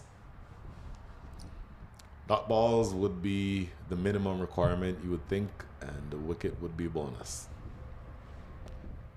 Stroked straight, good fielding by the captain again at mid-on. Make that mid-off. Mukhtar Ahmed versus Aaron Nadkarni. Interesting matchup. Mukhtar Ahmed, you saw what he does with the bat. Wants to go big. Very first ball that he faces, he wants to hit big. Could have been dismissed from the very first ball in this innings. But having been given a life, he'll be looking to cash in on that. Aaron Nadkarni, on the other hand, is somebody who just doesn't want, well, no bowler really likes being hit. But Aaron Nadkarni in particular is going to want to stay out of the hitting zone. So once again, for me, a very interesting matchup here. Over the top of cover. That is a lovely strike all the way for 6. That is not an easy shot to play, Manala Patel. Yeah, pressure on the bowler as well. That is a top shot. Good balance, holds the pose as well. Gets it under it so well to be able to get the elevation for the maximum. Oh my goodness. That is a lovely thing to see. Sometimes you get the impression of somebody who is a hitter that they'd be hitting on the leg side, somewhere between long on and mid wickets. But Mukhtar Ahmed has shots all around the ground. You see him elevate that one over cover. That is not an easy shot to play. And to be able to play that shot and have the ball travel that far on the offside is the mark of a truly, truly special player.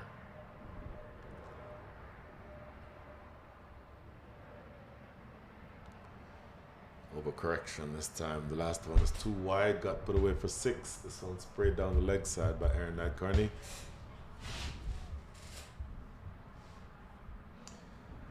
Let's just take stock of where we are now. Coming into the innings, 6.7 was the required rate. They are scoring right now at the rate of 10.8 and over. So 4 runs and over more than they need. Obviously, if they maintain that scoring rate, they'll finish this match much earlier than the 20 overs in which they have it allotted. And they want to be able to help themselves here from a net run rate perspective.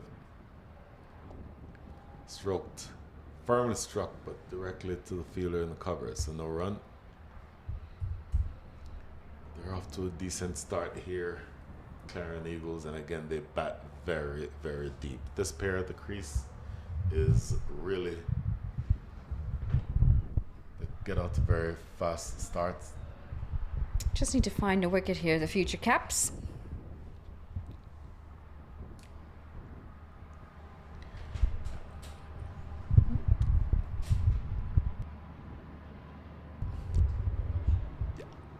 Short ball, uppercut, and where's that gone? Did it go all the way?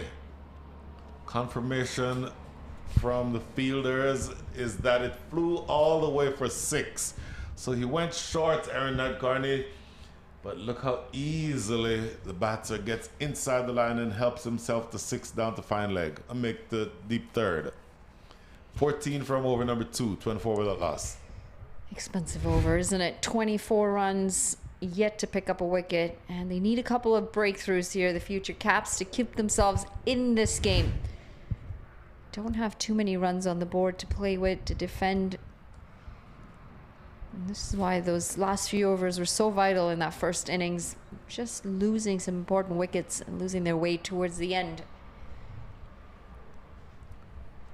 I describe Mukhtar Ahmed as being a hitter. That shot was not the shot that you'd expect from a hitter. He literally just guided it for 6 over deep third. Just riding the bounce, just making sure that the ball is elevated over that deep third area. Just precision. So what you're saying is guiding is not the same as hitting? No, sir. No, sir. No, ma'am. Back to our earlier conversation. You are, ma'am. just checking. Back to Arya Garg. Down the track, over the top for 6. The captain wants in on the action. He goes downtown for the first time. This has absolutely flown off the face of the bat. Finds the middle, down the track, and look at how quick that bat speed is. It's traveled some distance as well. Bowler, bowling side. The youngsters under pressure here. And the answer to your question is yes. Last time I checked, yes.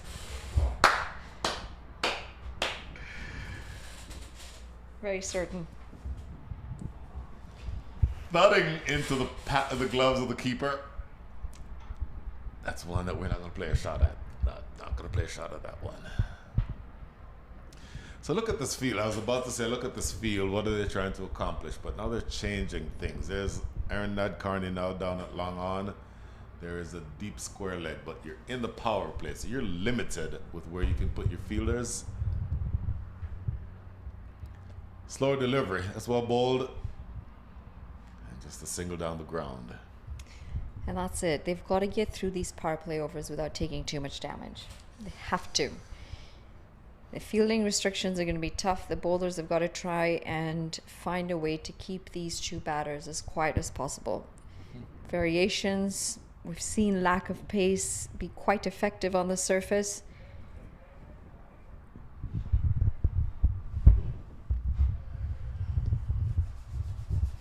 Mukhtar Ahmed wants to keep going. 19 from 8. Tell you what, that had some pace behind it. Mukhtar Ahmed asking for a wide. Don't think that was nearly wide enough. Can you imagine as a batter, if you miss it? Well, clearly It must be a wide. What do you mean? What do you mean, umpire? Are you sure? Clearly the only reason why I would have missed that is because it was too wide. But left arm over the wicket, slanting across the right-handed batter. So that's a good angle. Oh my goodness. 6 more. Well, that is in the swinging arc, and that is not the right line or length that you want to be bowling. That's just set up perfectly for that shot. This is where experience comes in, and this is where these youngsters are going to have to learn that it has to do with consistently being able to execute the right things. Where did the previous ball go? Outside the line of off stump, Mukhtar Ahmed was begging for a wide. It wasn't nearly wide enough to be called a wide, but it was out of his arc. If he gets any bat on that, maybe gets a top edge over the keeper, but at least the ball is on the offside. But that next ball is right on leg stump from over the wicket. That is begging to be hit. And the thing is, you know, from a captaincy perspective, you can try and see where you want to set your field, but you cannot set a field for bat bowling. Smashed. Oh, just landing short.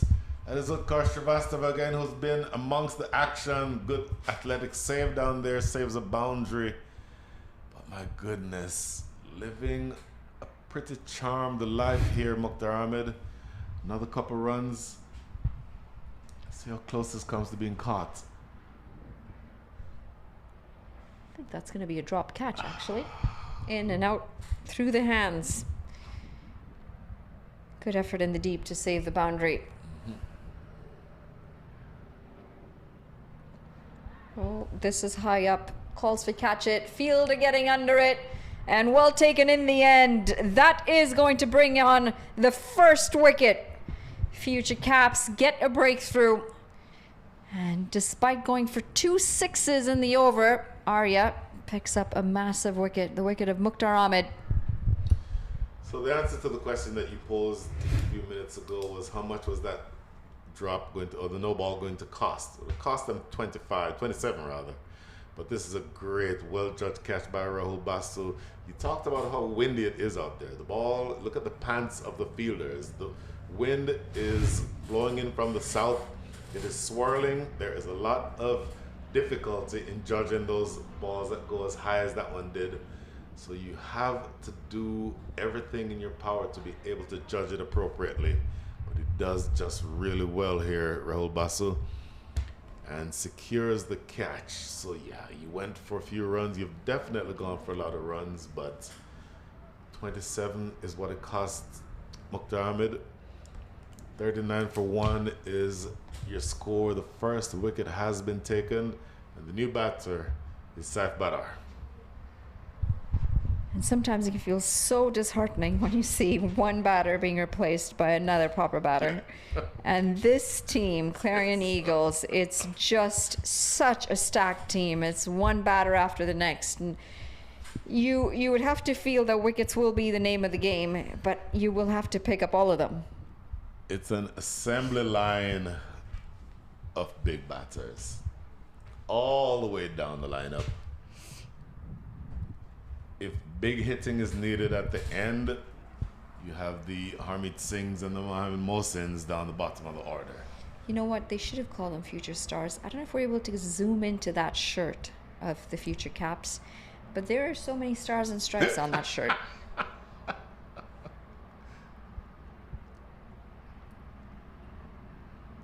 Two straight, and picked off the pads. Should be 2 runs here. Oh, but yes, no, and it will just be the single.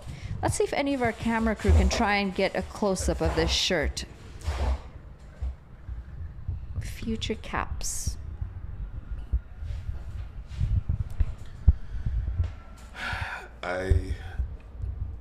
That's the opposite of the close angle.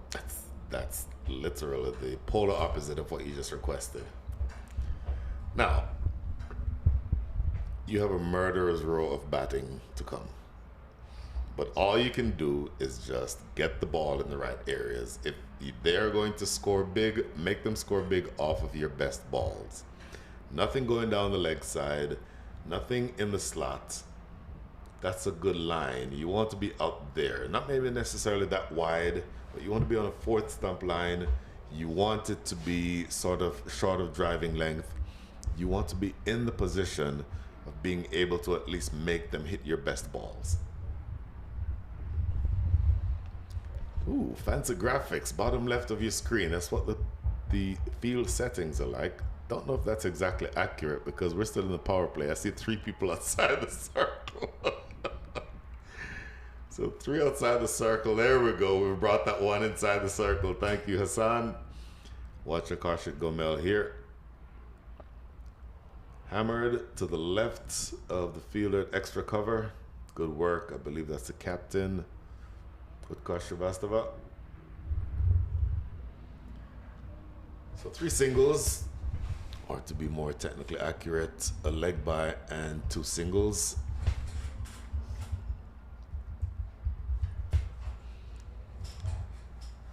Deficit is 92. 92 needed from 99. That flurry of run scoring in the top couple of overs has already meant that the required rate is less than a run a ball. Well, I'll tell you what, that is very close. That is very, very close.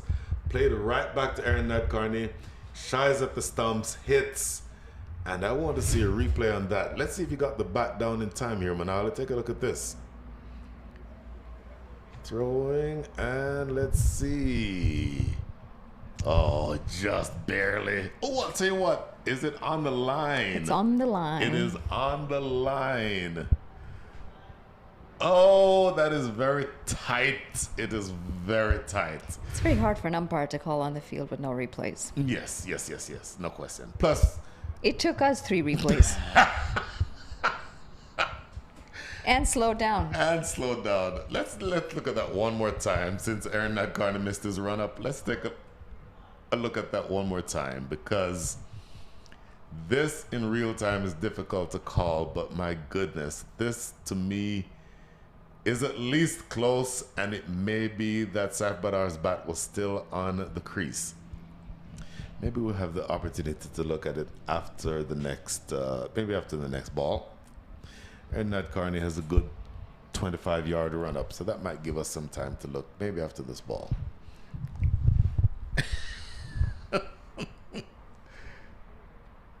Oh, timed really well by Saif Badar.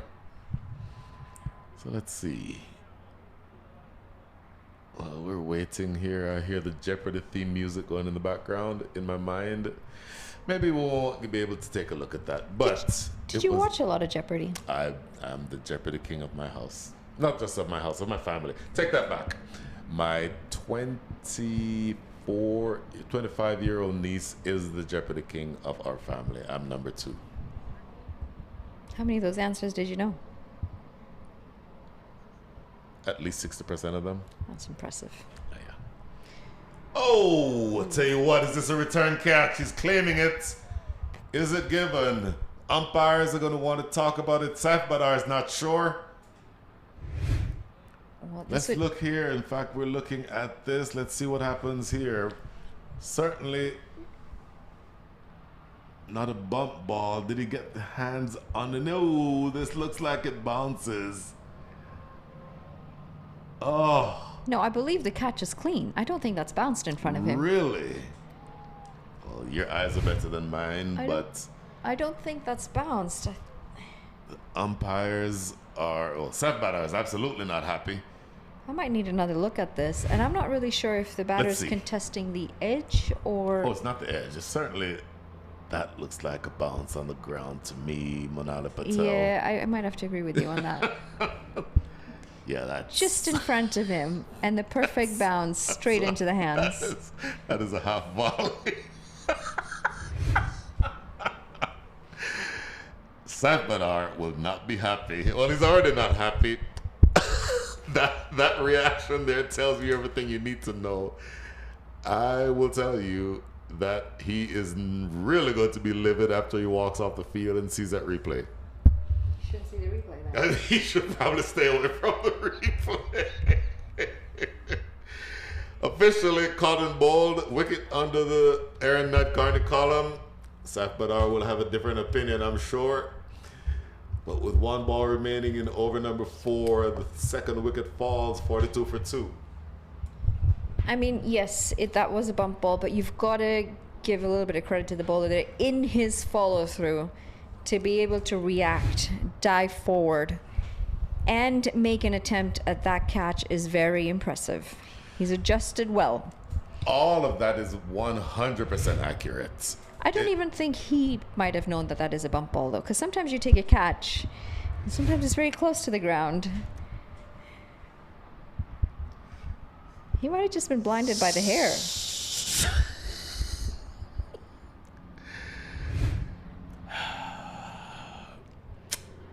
I have had close catches like that before as a bowler and as a fielder. I don't say that you always know when you get your finger underneath it. Maybe 80% of the time you know, 20% of the time you don't know.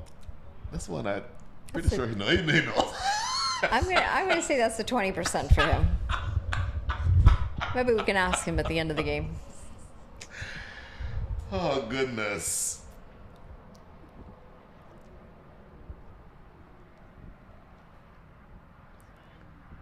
Good delivery. Good sharp delivery. So then here's my question to you. Were you a walker? Every time. Really? Every time. Yeah, never. You have decisions go against you all the time when you're not out. You got to take your chances when you're out there. If we are being reminded by director Brian was a bowler, not a batter. So were you just leaving the field to not get hurt? I was talking to Owen Brown, the umpire, about this yesterday. Somewhere in somebody's garage in the Houston area, there's an old scorebook. Walters against the Houston Cougars, 76 from 59 with 5 4s and 7 6s. How many times did you get to bat? Often. I used to. Okay, I'll never say I was a consistent top order batter. I generally batted somewhere around 5 or 6. You actually walked? Of course. No. If I'm out, I'm out. I'm a very honest person, but not when I've got a bat in my hand. So you're not that honest? Not when I've got a bat in my hand. Oh, goodness. So if you are on the opposition team, let's say you're Akashik Gomel. You saw what just happened. You are convinced that ball bounced before Aaron Nadkarni caught it. What are you saying to Aaron Nadkarni? Are you saying anything to him? No. Nothing at all? No, there's an umpire there for a reason. So even though your team has just been, in your mind, hard done by because your partner Listen, you win some and you lose some. So you just keep it. I don't believe you. Based on what you said yesterday, you're a sledger. I don't for a second believe you. You win some and you lose some. Oh, what a shot that is. Up and over the covers. Don't quite think it will get to the boundary, but a good looking shot by Vivek.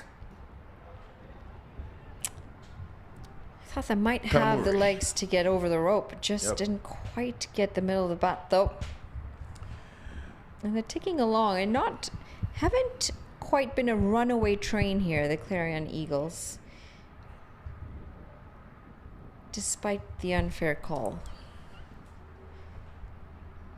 But that's where you've got to give a bit more credit to these bowlers. They've been able to hold it together. Sliced away. This one will go close to the boundary, but Look at that good athletic work in the deep. Do any of these youngsters, or have any of these youngsters grown up playing a decent level of baseball? I don't know about any of the ones who are currently on the field. Right here in the Houston area, my friend Kuldeep Patel, I played against him for a number of years. His son, whose name escapes me this very second, that shows my age, played cricket during his formative years, but also played baseball, was drafted by the Chicago White Sox as a pitcher. 93, 94 miles an hour is about what his top fastball was at. Glanced down the leg side here. Ooh, we're going to have to take a look at that one too. But anyway, to answer your question, of all of the ones that are multi-sport stars, he has been the one who has gotten to the highest level in terms of his baseball career, actually being in the position of playing professional baseball. Look at the very end of this. Oh, that angle. Okay, this is a better angle. No, he did well. Okay, so I think we're good. Yes, did well. No question. Go back to live action. And again, this is a measure of my age, that I literally grew up with this kid, or he grew up with me playing with his father. I've known him for his entire life. I cannot for the life of me right now remember his name. Well, the reason why I'm asking is, of course, a lot of these players are, based in cities where baseball is very popular. Mm-hmm. And I'm just thinking, if they would have had any sort of basic baseball in them, from a fielding perspective, from a throwing perspective, mm-hmm. that could have such a big advantage in their game.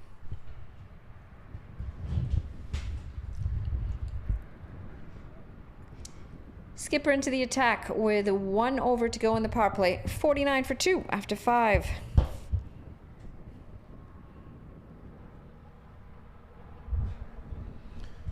$50 up. So it's a skipper to skipper matchup to start the last over of the power play. Karshik Gomel 16 from 12. Keeper batter who is now on strike. He is 3 from 4.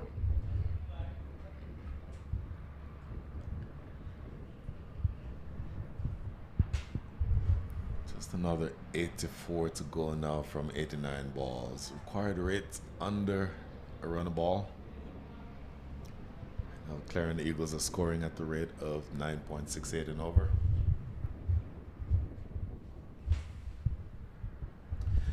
Karan Patel is his name. It just came back to me. Karan. Played for the Chicago White Sox for a number of years in their system. Currently playing professionally. I don't remember exactly. I think he may be playing for a team that is based either in Dubai. Ooh, straightforward catch. Cut in the air. Taken at backward point by Ansh Boje. Wicket number 3. As simple as you like, that dismissal. And Vivek Kanumuri is going to be walking back thinking, what have I done here? Catching practice. Was trying to get it just wide of the fielder. Instead manages to find the safe pair of hands. That's going to be wicket number 3. The skipper will pick up a wicket to his name. Yeah. That's another one of those that you either keep it down or hit it out. And that's not the type of ball that you hit out. That's one you play a proper cut shot to on the ground. Maybe you play it a little bit later to get it fine of Ansh Boje at backward point. But he just essentially just cuts it straight to him. Head height. Ansh Boje isn't very tall. Maybe I would guess 5'7", 5'8". And that gets to him at head height. But speaking of that murderer's row of a lineup, you get rid of Vivek Kanumuri, and all you now have to do is face Sanjay Krishnamurthy, who is a U.S. national player and one of the best batters in the country.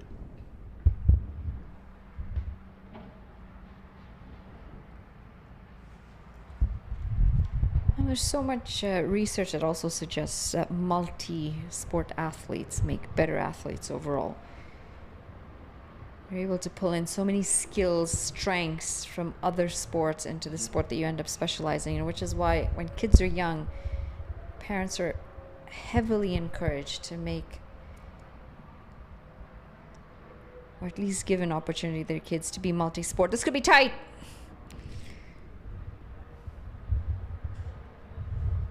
Creating chances here at the Future Caps. But there is a lot of research, and parents should try and get their kids in multiple sports when they're young. How tight was this? A direct hit and he's gone. Tapped away into the leg side. That's not going to be.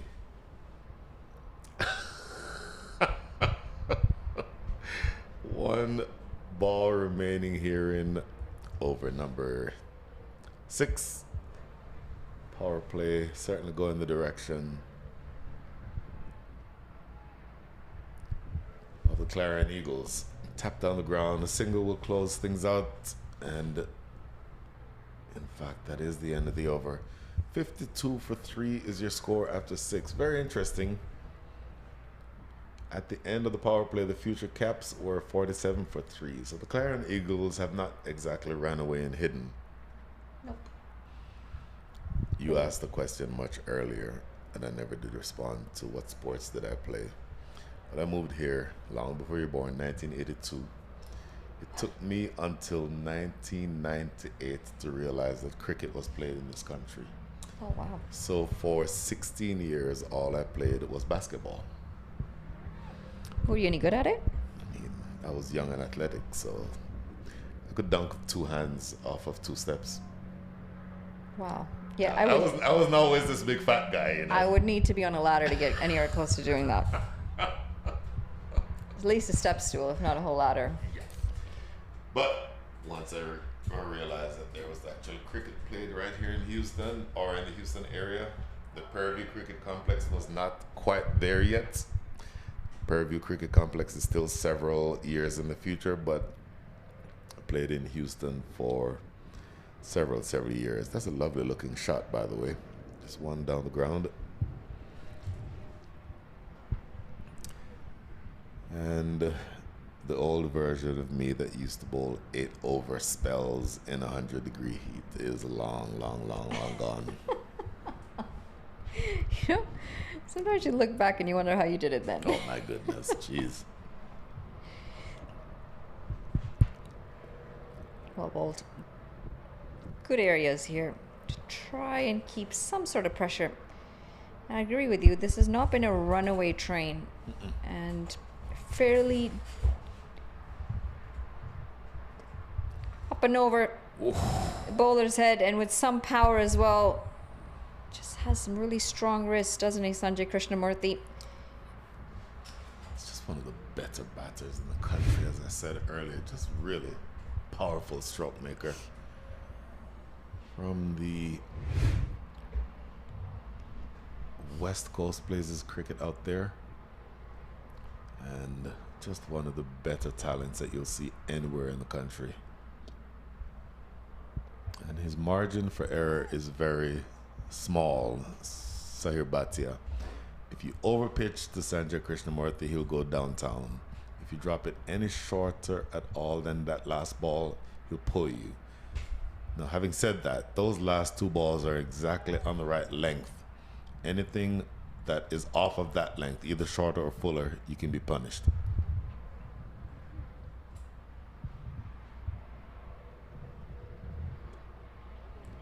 Excellent stuff. Absolutely brilliant. Really good close to the over. Got struck down the ground for 4 off the 3rd ball of the over, but then 3 dots to finish out. 5 runs coming from that over. End of over number 7. Scores 57 for 3.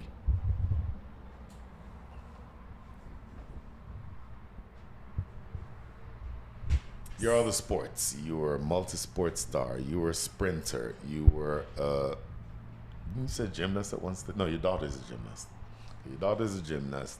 You were a sprinter, obviously a cricketer. You ever play football?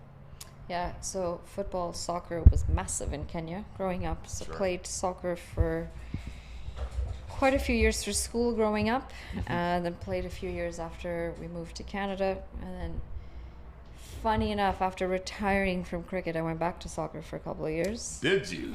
Yeah, that was a reality check. It's a lot of running. A lot of running in football. It's not so much the running, it's that, you know, when you leave the sport, you've got some basic ability. And then you go back after years and they call it a rec league. However,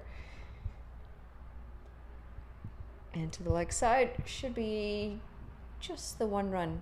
Call it a rec league. However, these are all women who have played competitively in the past and have, you know, since had kids and jobs and careers and have continued to play after all of that. And they don't play recreationally.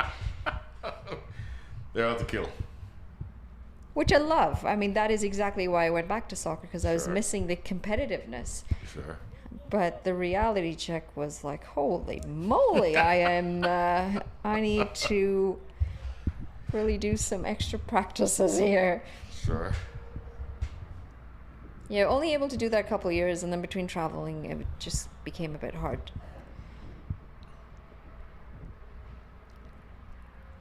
That's what I really enjoyed seeing, all of these women who are, you know, past their competitive days, but still able to connect with their own sports and still able to play hard and keep fit and keep active and involved in the sport that they love. Sure.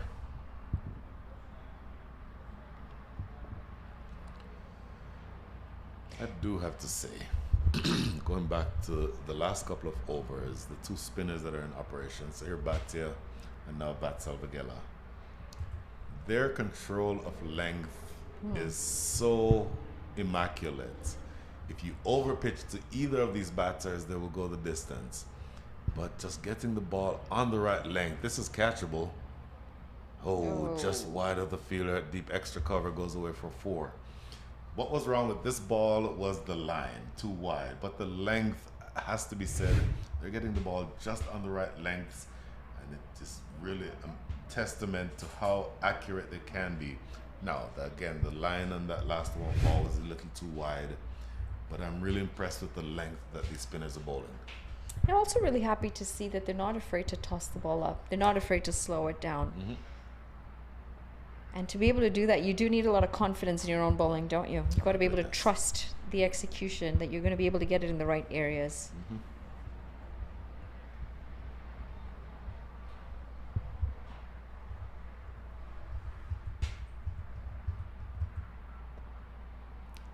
Here's that length again.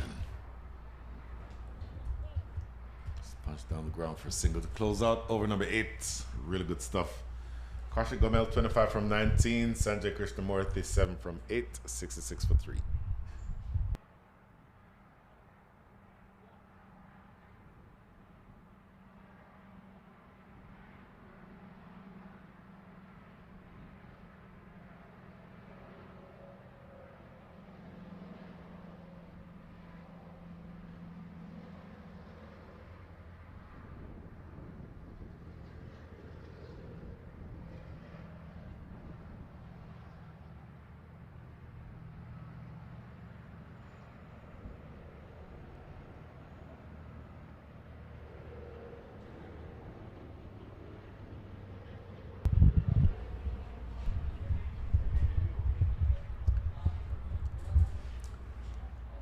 Back to Sahir Bhatia. And yet again, the control of length to me is something that cannot be overstated. Really good lines for the most part, and then definite lengths being bowled by these spinners. But having said that, with that single, only another 67 runs. Right now, we're halfway to the point. 66 runs, or 67 runs on the board, and 67 runs remaining. And make that 67 minus 6. That is a huge strike down the ground by Sanjay Krishnamurthy for 6. The second one down the ground for him. And again, not a full-fledged shot, just a jab.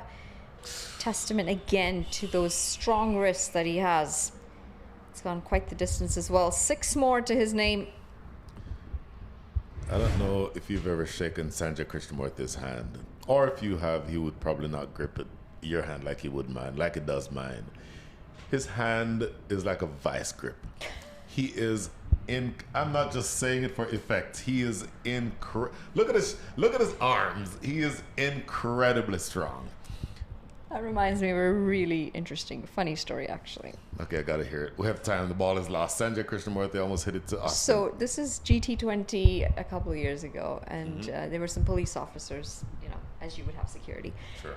And we ran into two of them. As we take a look at this, it's a monstrous hit, this. Yes. So, you know, they're trying to understand the sport. We had some free time, so we're trying to explain cricket to them. And so one of them goes to shake my hand. This guy is just like, I mean, he's a tank of a person. All right. I think the size of his bicep is like 3 of my biceps, Right. or 4 of my biceps put Yeah. together. And so you would assume that a firm handshake's a firm handshake, but you don't expect the handshake to actually make you tear up. Okay. So I got through the first handshake. I was like, yep. And I was like, oh my goodness. And then after this 5-minute conversation, he wants to have a handshake to say goodbye. And I'm Yeah. like, I don't think I can handle this. But did you really refuse the second handshake? No, I couldn't. He was the cop. Yeah, I never again. My handshake story. I met a gentleman at a networking event, probably similar in size to the cop you're talking about. I have a genuinely or generally pretty strong handshake. Shake his hand, good to meet you. The next morning, I wake up to an email from this guy. Dear Brian, it was a pleasure meeting you yesterday, such and such and such. Your handshake is firm in the extreme. I've recently had carpal tunnel surgery, and our handshake had me in pain all evening. May I suggest to you that you shake hands in such a way that does not cause physical pain? A good firm handshake is okay, an over-the-top vice grip handshake is not. I hope you take this in the spirit in which it was intended. And again, it was great meeting you.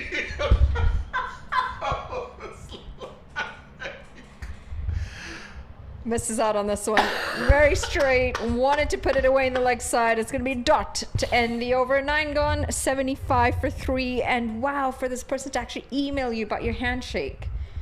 The funny thing is, I immediately posted it on social media because I could not believe He it. could have sued you for injuring him. Clearly. I got several of my attorney friends saying, here's what your response to this should be. And one of them was, why the blankety blank are you shaking somebody's hand if you just had carpal tunnel surgery? But you know how you get those reminders on Facebook? This happened a year ago. Every time that reminder comes up, I repost it. It's like, this is the funniest thing that has ever happened to me in my life.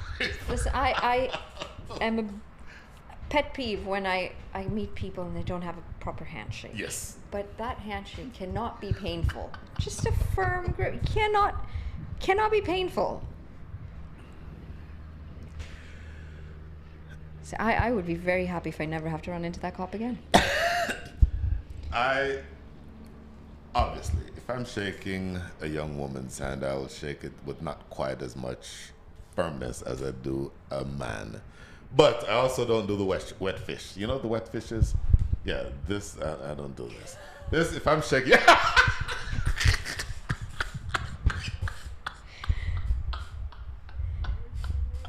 I know exactly what you're talking about, Brian. I do. Tossed up delivery, cut away, and cut away beautifully for 4 runs. It's placed exceptionally well.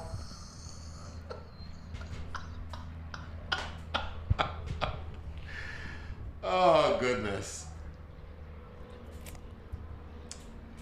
Back to this game. The deficit is now 54. Oh!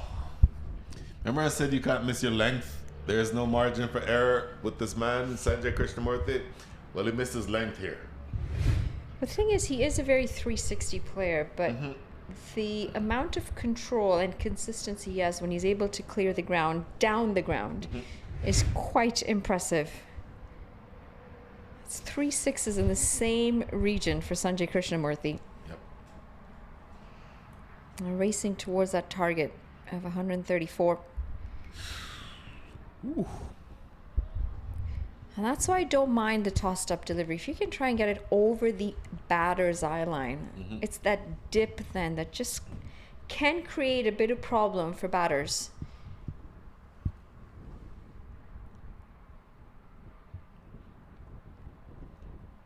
Flatter, quicker. And a single. Well, 47 from 61. Clearly, the advantage is with the chasing side. But the future Caps are actually making the Clarion Eagles work here. They've taken 3 top order wickets. Oh, that is Great well delivery. bowled. Very, very well bowled. Grip and turn.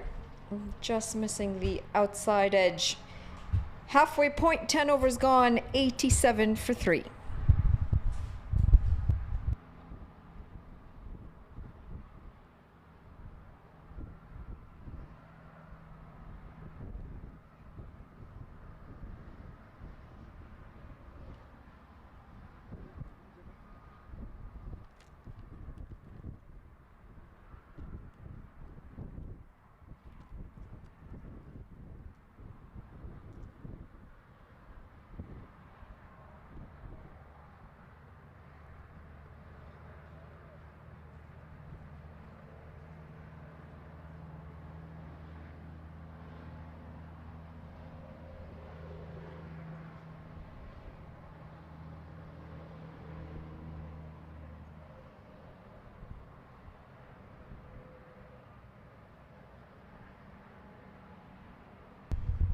Halfway through the chase, Adnit Jam. We talked about him earlier with the bats, but he's now going to be bowling to Sanjay Krishnamurthy in a matchup that could take place. Matchup that takes place several times, probably in the next 15 years between these two across the U.S. Adnit Jam is the younger brother of Arnav Jam. Arnav Jam, fun fact, was once my brother's teammate on a cricket team. U10 in St. Louis. In the air. Oh, what a stunning catch. That is brilliant. If I said the matchup was going to take place over several years, round number 1 goes to Adnit Jam. Excellent caught and bowled opportunity. What a delivery and what a dismissal. Leading edge. First attempt, second attempt, and the awareness that he's had on that delivery to be able to know where it's popped out and finally take the catch. This is an excellent take. Big wicket. And it's going to be wicket number 4, 87 for 4.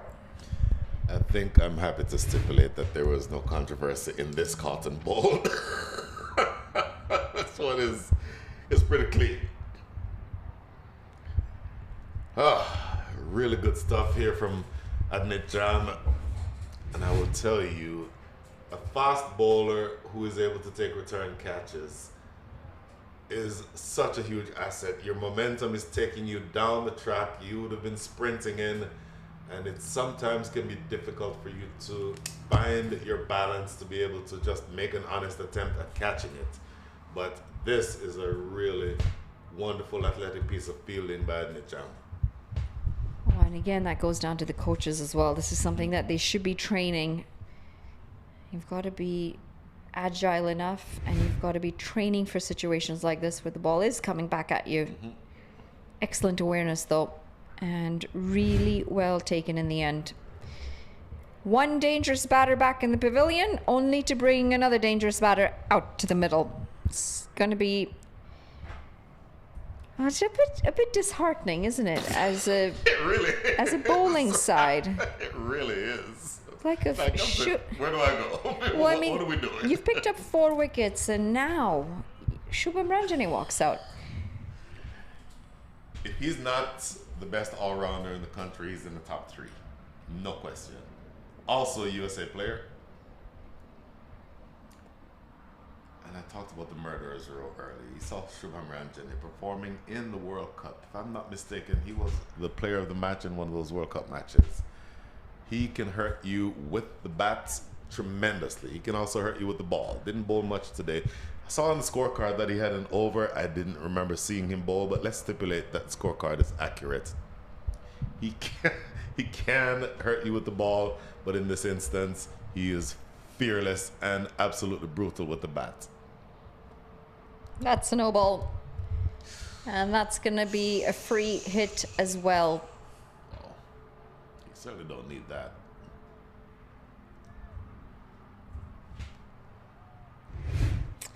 You've just picked up a wicket, a dot ball, and now a no ball.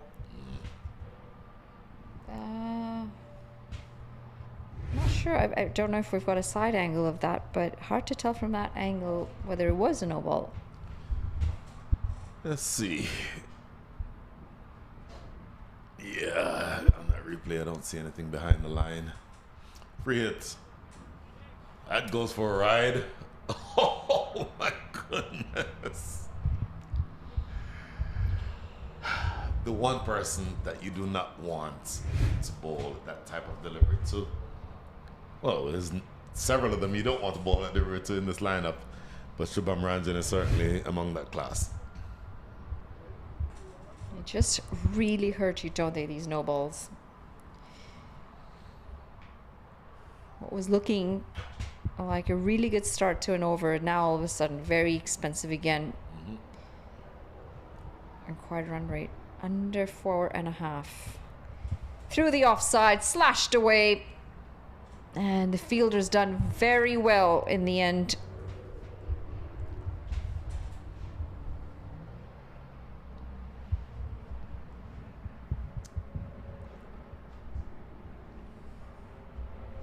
If you're looking for ways to build on your performance, you like the fact that you've stretched this game into the second half of the second innings. You like the fact that you've taken 4 top order wickets. Oh, look at that shot from Akarshit Gomel. Can't bowl there. That brings up the 100 too with that shot. Really elegantly clipped away behind square for 4.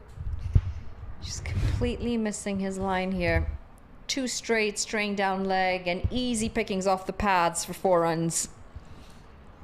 Okay, my apologies. I had it as picking up the 100, but apparently there is 1 run less on the scoreboard than I have. So officially 99 for 4. 1 ball remaining here in over number 11.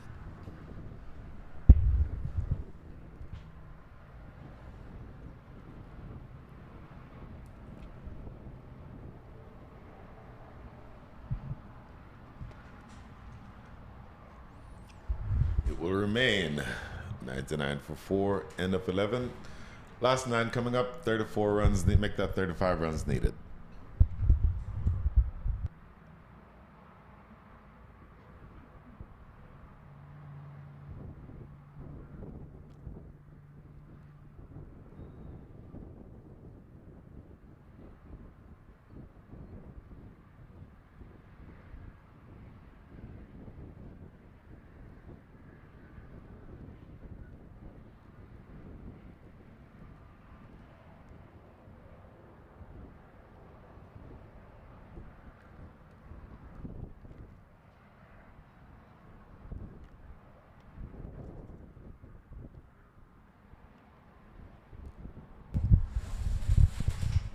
$99 for 4.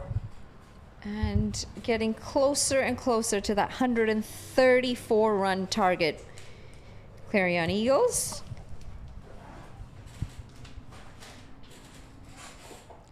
Another change in the bowling. It's going to be Rahul Basu coming into the attack.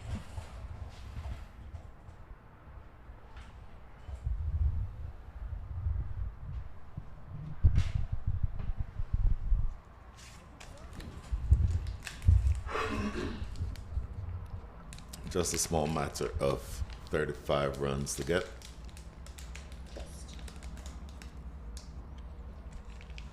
Nine runs and over is your current run rate. That single brings up the 100. About 5 minutes after I'd announced it previously. Just think you still have Harmeet Singh, you still have Mohamed Mohsin, two of the biggest six hitters in the country. And a couple of bowlers down the lineup can also throw their bats. So my characterization earlier of Murderers Row, I think, is accurate. Clarion Eagles will be a really tough team to beat this entire tournament. Absolutely. Extremely experienced and very well rounded as well between the batters and the bowlers. A lot of versatile players in it. Oof. 3 singles start over number 12. You could potentially want to end this in a rush of 4s and 6s, couldn't you?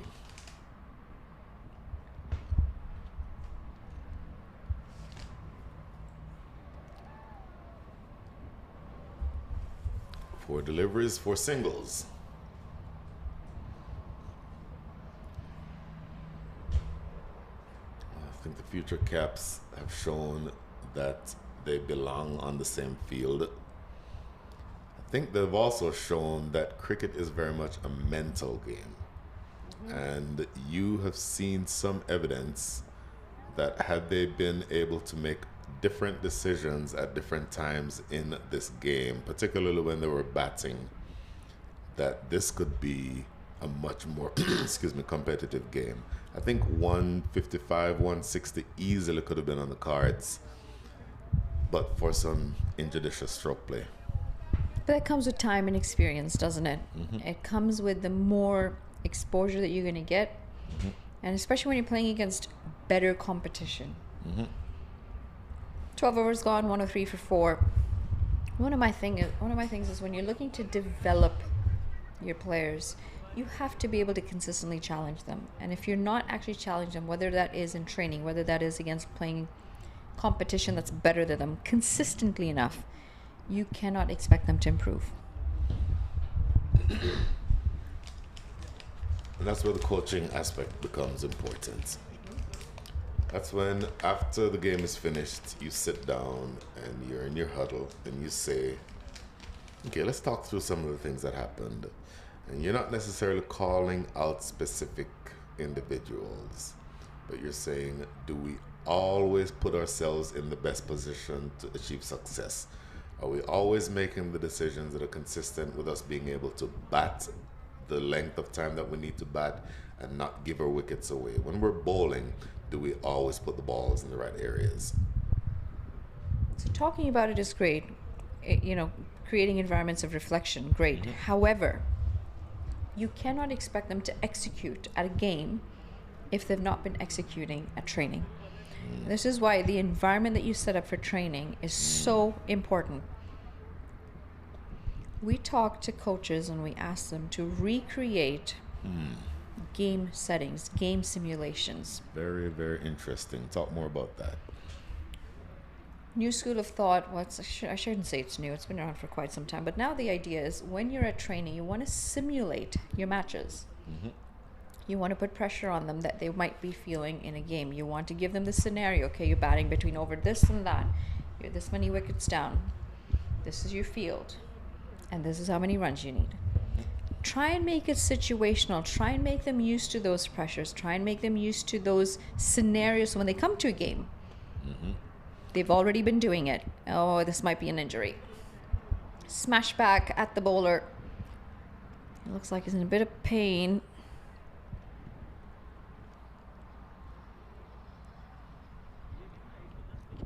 He's going to shake it off. Adrenaline and youth. What's the worst injury you've ever had when you played? A long-term injury, my shoulder. Still can't actually bowl with my arm high enough anymore. But even now, if I'll throw about 15 good throws, I'll be locked for about a week. Oof. Gone. It's an attractive stroke in terms of how it was struck, but it's a shot that would have been a better shot in the power play with mid-off inside the circle. With long off back there, that's a shot that is straight down his throat. Now, I know I've said this a few times. I'm going to say one more time. I am very impressed with this future cap side. They've kept themselves in the game. Yes, they know the situation's not going to go their way, potentially. But they've continued to peg away with these wickets. They've continued to pick them up at regular intervals. That's something that they should be very proud of. No question. So 105 for 5. Half of the side is back in the hutch. Now, I believe that's the second catch taken by Rahul Basu. It remains to be seen who will be coming to the wicket to take the place of the captain, Akash Gomel, who has just been dismissed. Shubham Ranjan is still there. And walking out to join him is Harmeet Singh. So 2 USA players, 2 stars from the World Cup, are both going to be at the crease. And you still have Mohamed Mohsin to come and just another 29 runs to get. So all is not done yet. The match is nowhere near being finished, but certainly the future Caps will feel that they'd be climbing up a very steep hill to make this a competitive match the rest of the way, but at least try to push them all the way to 18th and 19th over. Maybe that will be the thinking from here, as opposed to trying to win it.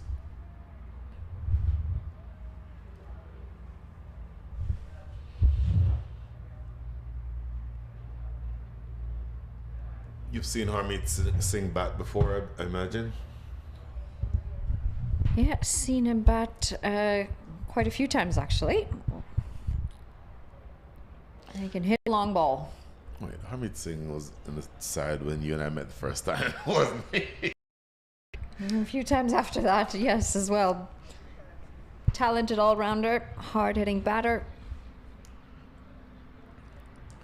Has the ability to open the batting as well. I don't remember all the details, but I believe it was the first MILC tournament. Harmeet Singh, I believe at the time, was playing on the West Coast. Don't remember which team, but one of the West Coast teams. And due to net run rate calculations and standings and all of that, as that's pulled away straight down the throat of square leg, another wicket. Shubham Ranjan is dismissed. Look at the celebration from Adnit Jam. I'll tell you what, did this game just get that much closer? 106 for 6.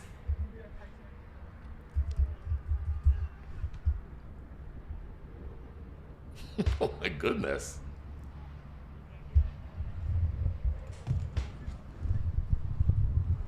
Yet another one. 106 for 6. And all those big batters that we've spoken about, they've continued to pick up these wickets. Good catch in the deep. Adnit Jam liked it. He absolutely loved it. His teammates also did. And it should mean something to them, absolutely. I mean, these are your top USA players. You dismissed one USA player. Here comes another USA player. Mohamed Mohsin. So you now have 2 lefties at the crease. Get through this real quickly. I forgot the specifics. I think then Harmeet Singh's team, in order to qualify for the playoffs, needed something like 45 in, I don't know, 11 balls, some ridiculous number, and he smashed the ball to all parts and got his team to the playoffs. In a different time and place, I was covering a tournament that Mohamed Mohsin was playing in. He struck 34 runs from 1 over. So these are 2 just heavy hitters. 31 from 1 over. 32 from 1 over, yes. Was there an extra in there? No extras. Wow, okay. So you're saying 36 runs available, 32 and an over. Exactly. He is a 6-hitter extraordinaire. Oh, they both are. But full credit to these youngsters. That over only had 3 runs and it took 2 wickets. This is such good stuff by the future Caps. End of over number 13, 106 for 6. I think I'm going to petition to change his name. It's got to be Future Stars. It has to be after this performance. Look at the celebration. Adnit Jam loves it. It means so much to them. Absolutely. This is really wonderful to witness. And the captain takes the ball again. Not surprising because you have two lefties at the crease, throw an off spinner at them. The great Owen Brown. Owen Brown, one of the better umpires around. Owen Brown, still to this day, and you would have heard when he said this at dinner last night, has the highest score in the Houston Cricket League history. I believe it was 237, something along those lines. Oh, goes past the outside edge. That's why you have a right-handed off-spinner bowling. That's why you have a slip fielder. Look at that, top left of his screen, top right of his screen. I am absolutely loving this aggressive field setting. Yes, have to. Wickets are nothing.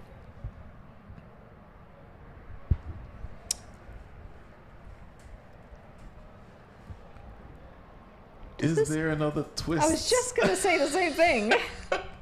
A dismissal here. That's wide. A dismissal here, and the cap is genuinely among the pigeons. Now, given the two at the crease, you could smash 6 sixes and the game is over. You need 6 sixes. You know what? You're talking about 6 sixes. At the moment, he's struggling to get bat on ball in this over. Wow. 2 more deliveries to go in the over. Correction, 3 because of the wide. Mm-hmm.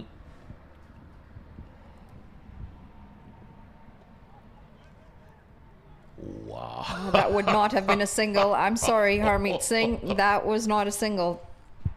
That fielder is in pretty close. 27 from 38. Are you serious? This game is getting close. That's skied. That has been skied. Keep her getting under it. And make that wicket number 7. 107 for 7 is the big wicket of Harmeet Singh. Future caps. No, future stars. How phenomenal is this bowling effort? Absolutely exceptional. Oh my goodness. Maybe it's an extended commentator's curse because I talked up both of these batters. Look at this.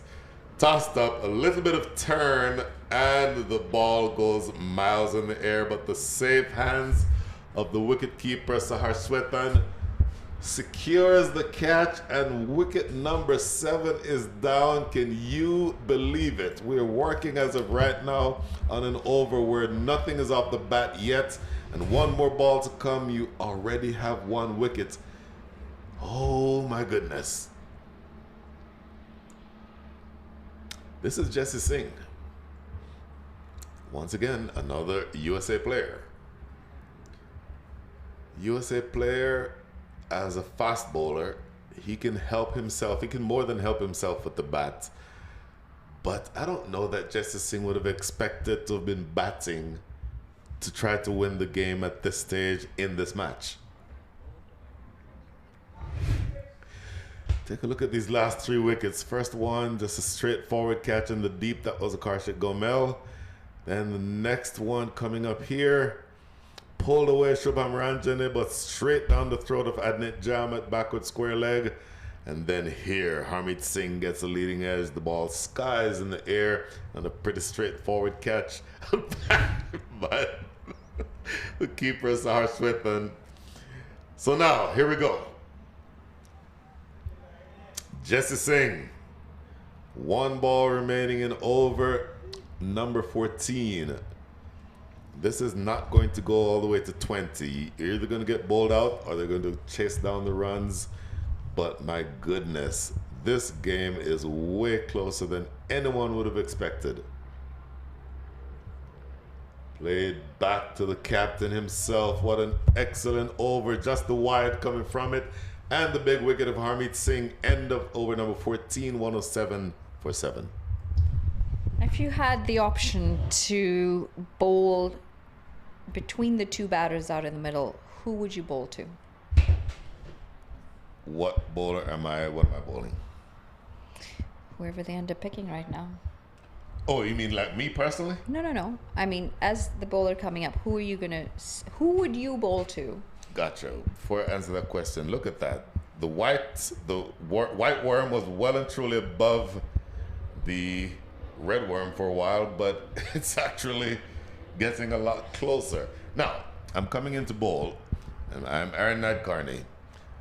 I don't know that I don't want to be bowling to Jesse Singh, and I'd give him the best Yorker I could possibly give him right on. I'd give him a toe crusher right now.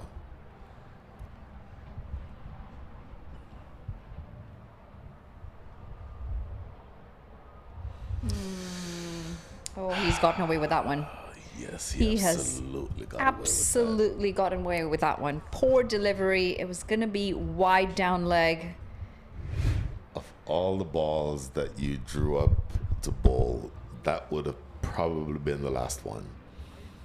What I want is something that has the batter playing. I want him playing the ball from the stumps.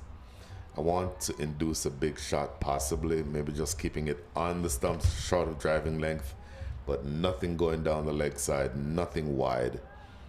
Now, Jesse Singh on strike. 26 needed off 35. You've got plenty of deliveries. The only way the future Caps are winning this is to pick up the last 3 wickets. I need at least one slip. I have to have people in catching positions. Yes, Jesse Singh can hit a good long ball. So mid-wicket, look at those economy rates. Aaron Nadkarni in his last over. But Jesse Singh can hit a long ball, but my goodness, I want somebody there for the ball that comes off the edge. Played away into the offside for a single here. So 25 needed. 4 sixes, this game is over, Manali. Yeah, so is it. I mean, 3 wickets and it's over too. This is true. 3 is smaller than 4. This is very true.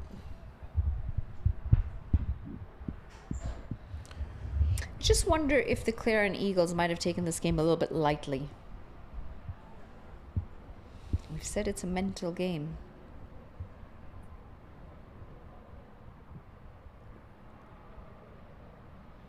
What evidence have you seen? Well, that wasn't a declarative statement. So let me ask you first. Have you seen any evidence that they've not quite taken this game as seriously as they should have? I don't say that to mean any disrespect to the future Caps. They have actually played very well. I mean, the batting as well. Yes, they've lost wickets, but they continue to maintain a very good run rate. Lost their way a little bit towards the end of that first innings, but again, for them to be allowed to score runs the way they did, when you've got the lineup that you do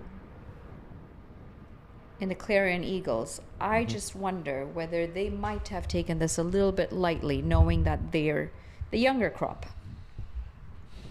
Because even that shot right there was absolutely nothing confident about that and nothing out of the middle about that. I'd take you back to the first ball of this innings. Catch, no ball. What if that had not happened? Then you have probably much fewer. Obviously, these things make there's a difference in how they would have approached the game and so on. But 25 extra runs is what you gifted Mukhtar Ahmed before he got out. Change of pace. Excellent. And what if that had happened and then 1 or 2 other things that go your way in this match? You could very well be thinking, not can I stretch this into the 20th over, but oh my goodness, can we win this game? So initially when I said, your teams play with a very American sort of personality. Sure. And I had said to you, as a competitor, you want to compete. You want to be able to hold your own. And something tells me this team, it's not going to be given a wide. And I think that is because of the new rule that's come in. I don't think that's gone wide enough, and it might have even brushed the pad a bit on its way through. It's close, but I don't have a huge problem with that not being given wide. The bowlers have to be able to get something. Maybe if it's another 3 inches in that direction. Was it given a wide? I didn't see an umpire signal, but our scorer has given this a wide. Oh, It is a was wide, given so a I get it wide. was given. Interesting. Very interesting. So going back to that whole believing in yourself conversation, pulled away should just be the single. Very decent over. If it wasn't for that wide, it would have saved at least one extra run. 15 overs gone, 112 for 7. I believe this team has actually come into this game thinking we can do this. And they've backed themselves to do it. There's a silent confidence in them, in that body language. It's more than silent. Oh, there's a signal. Okay. So, umpire Karthik Mangatil taking some time, but eventually going ahead and signaling that. But it's more than a quiet confidence. It's almost a brash confidence. You saw the celebration from Adnit Jam, and I don't mean this as a criticism. That criticism or that confidence shows in their body language that says, you know what? Number one, you're not going to push us around. And then number two, if you're not careful, we might win this game. Oh, we're going to make you work for this one. At minimum. Last 5 overs, 22 in 5. Very doable, of course. 4.4 and over needed. But the small matter of only 3 wickets remain. Oh dear. That is not going to help the cause. String down leg. It's going to go all the way for 5 wides. An excellent last over from Utkarsh Srivastava. And this is a loosener to start. Oh, yeah. You needed that one to at least be on the off-stump line. 5 bonus runs gifted. And so the deficit is now only 17. 17 needed from 30 balls.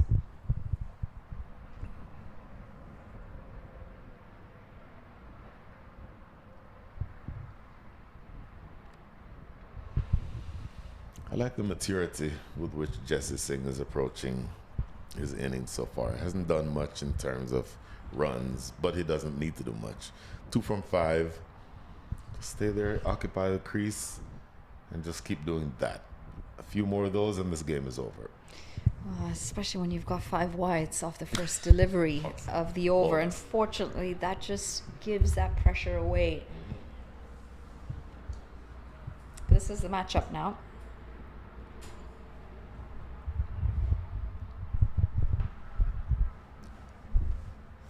Mohamed Mohsin taking a look around. He's looking at square leg. Slip fielder in position. You like seeing that.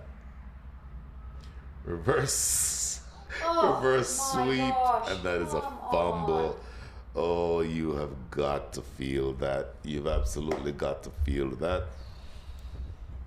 A small matter of 12 runs now. 2 big Mohamed Mohsin swipes from this game being finished. Yeah, this is very casual. Very, very casual. That is absolutely unacceptable. Yeah, that really needed to have been stopped. Sahil Garg is the culprit on that occasion. Reverse sweep, another big hit going close toward the boundary. A couple more runs. Oh, in fact, they stop at just 1. Tell you what, that was not a shot of control or confidence. Skied high, just a bit too far from the 2 fielders in the deep. He would have had his heart in his mouth.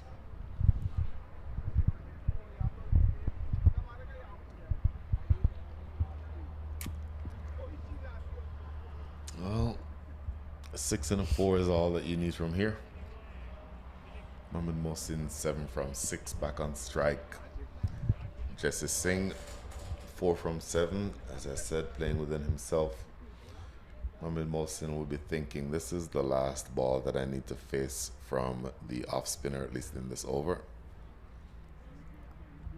Do I want to stamp my authority and take him on, or do I just want to punch it down the ground for a single? Oh my goodness. Well, you see what option he selected. Don't think that hit anything on the way through, but he was looking to send this onto Highway 290. It's a good thing you didn't get a faint edge on it. Wow, that ball gripped and turned. If there's anybody in this side who can bowl off spin other than Utkarsh Shrivastava, I'd be looking at them right now. Because Mohammad Mohsin is looking to end this game yesterday. Jesse Singh is playing within himself. I don't know that I don't just bowl off spin the rest of the way. Oh, I tell you, when this inning started, I actually didn't think we'd be getting it down to the 17th over. I agree.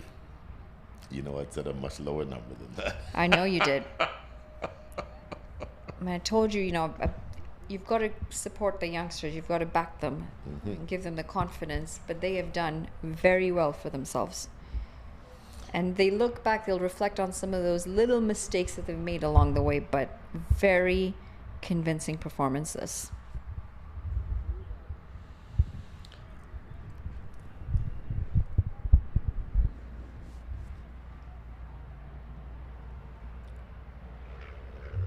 It's going to be Rahul Basu.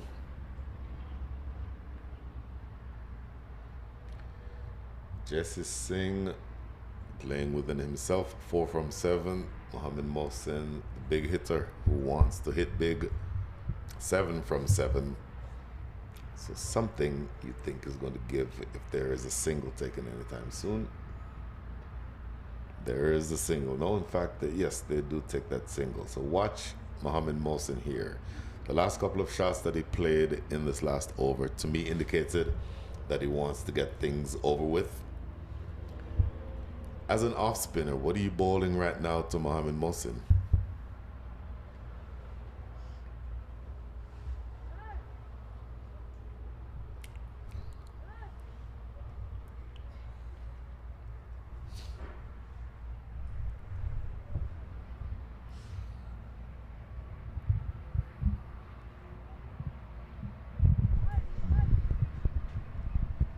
Somehow you don't mind this delay in play.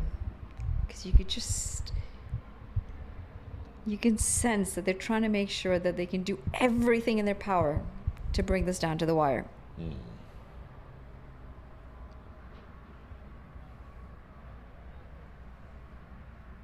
One wicket here could make things very interesting, It absolutely could. Catchable. Oh! Don't know that he would have been in the position to take that catch, but it doesn't matter. It goes all the way for 6. And Manali Patel, it looks as though it should be all over, but the shouting here sometime very soon.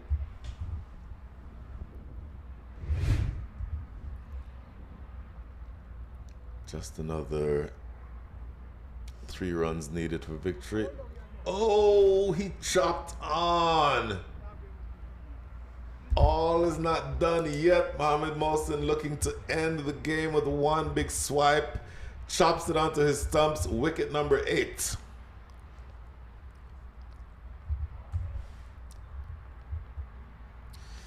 Wow.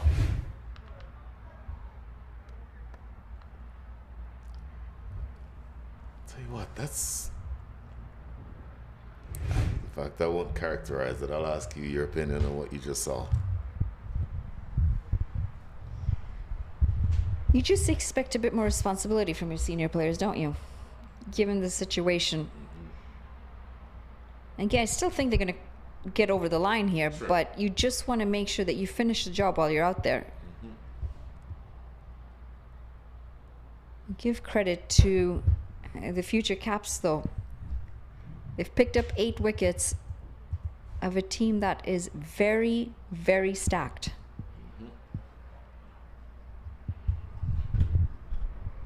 Hat trick? Wow! What would that be like?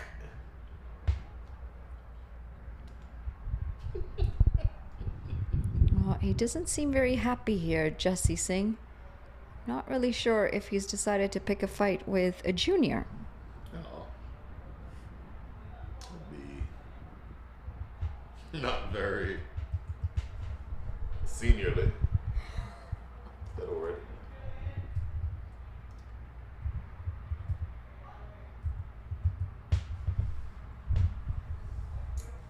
Rahul Basu. Earlier I said off spinner. He's actually bowling leg spin, Rahul Basu. So Abhimanyu Paswal is at the crease. The two bowlers are being asked, and yes, you have a slip fielder in position. What happens here? Oh, teasing him, slow, loopy through the air. I'm surprised. I thought that was wide. Maybe I have misseen. I don't even think that's a word. Misspoke is, but misseen, I don't think so. Single, picked up.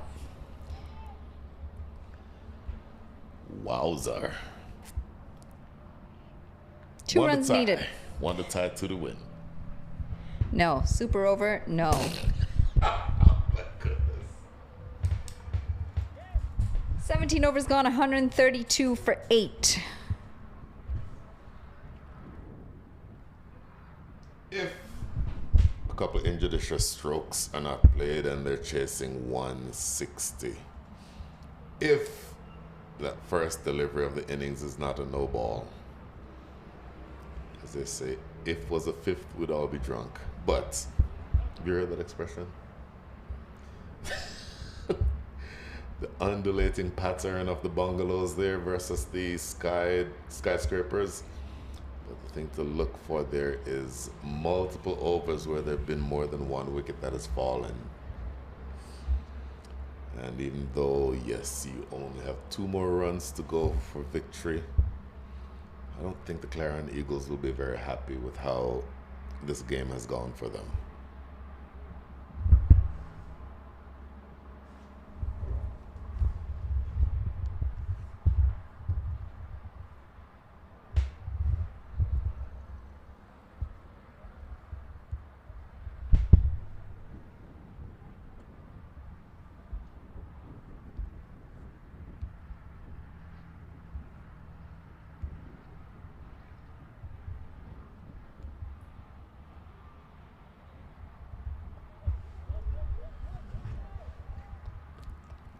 Last over possibly with Shrivastava, the captain.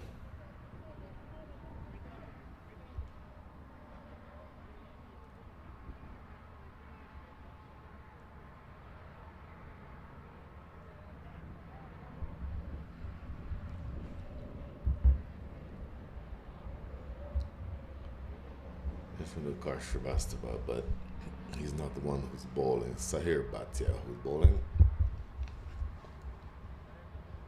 That should level the scores. The next run of any flavor wins it for the Clarion Eagles, but hats off for the future caps. Make that caps off for the future caps.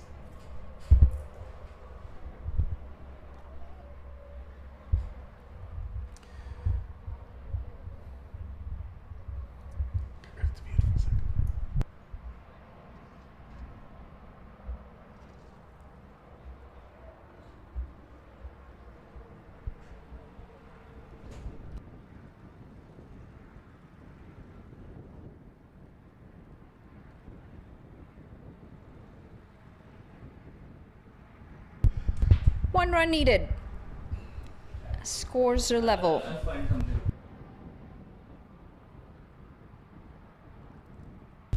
See, you wasted this. I'm still gonna eat it. No, please don't do that. It's No, a no, don't 30 do second it. rule. Please don't I'm do not it. gonna do it in front of you. Oh.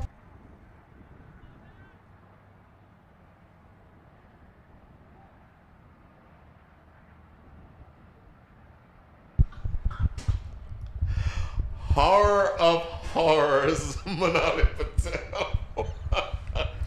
And I just won't even talk about what we just saw. But 1 more run needed for victory. The score is a level.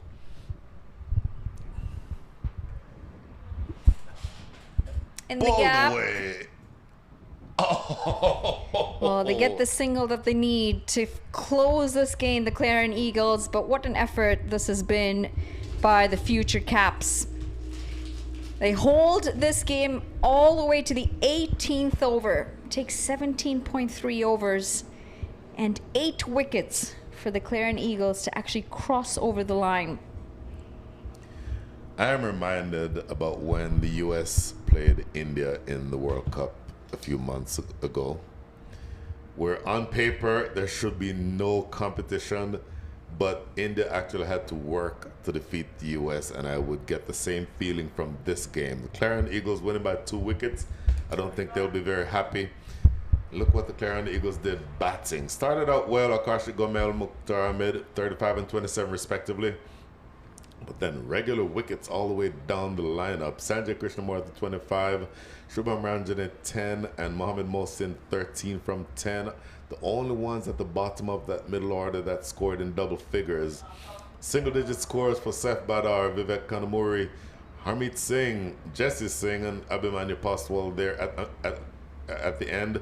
But my goodness, I think the Clarion Eagles will probably want to think about how they approach this. Youngsters, I thought bowled well. The make that 3 of them who had economy rates above 10.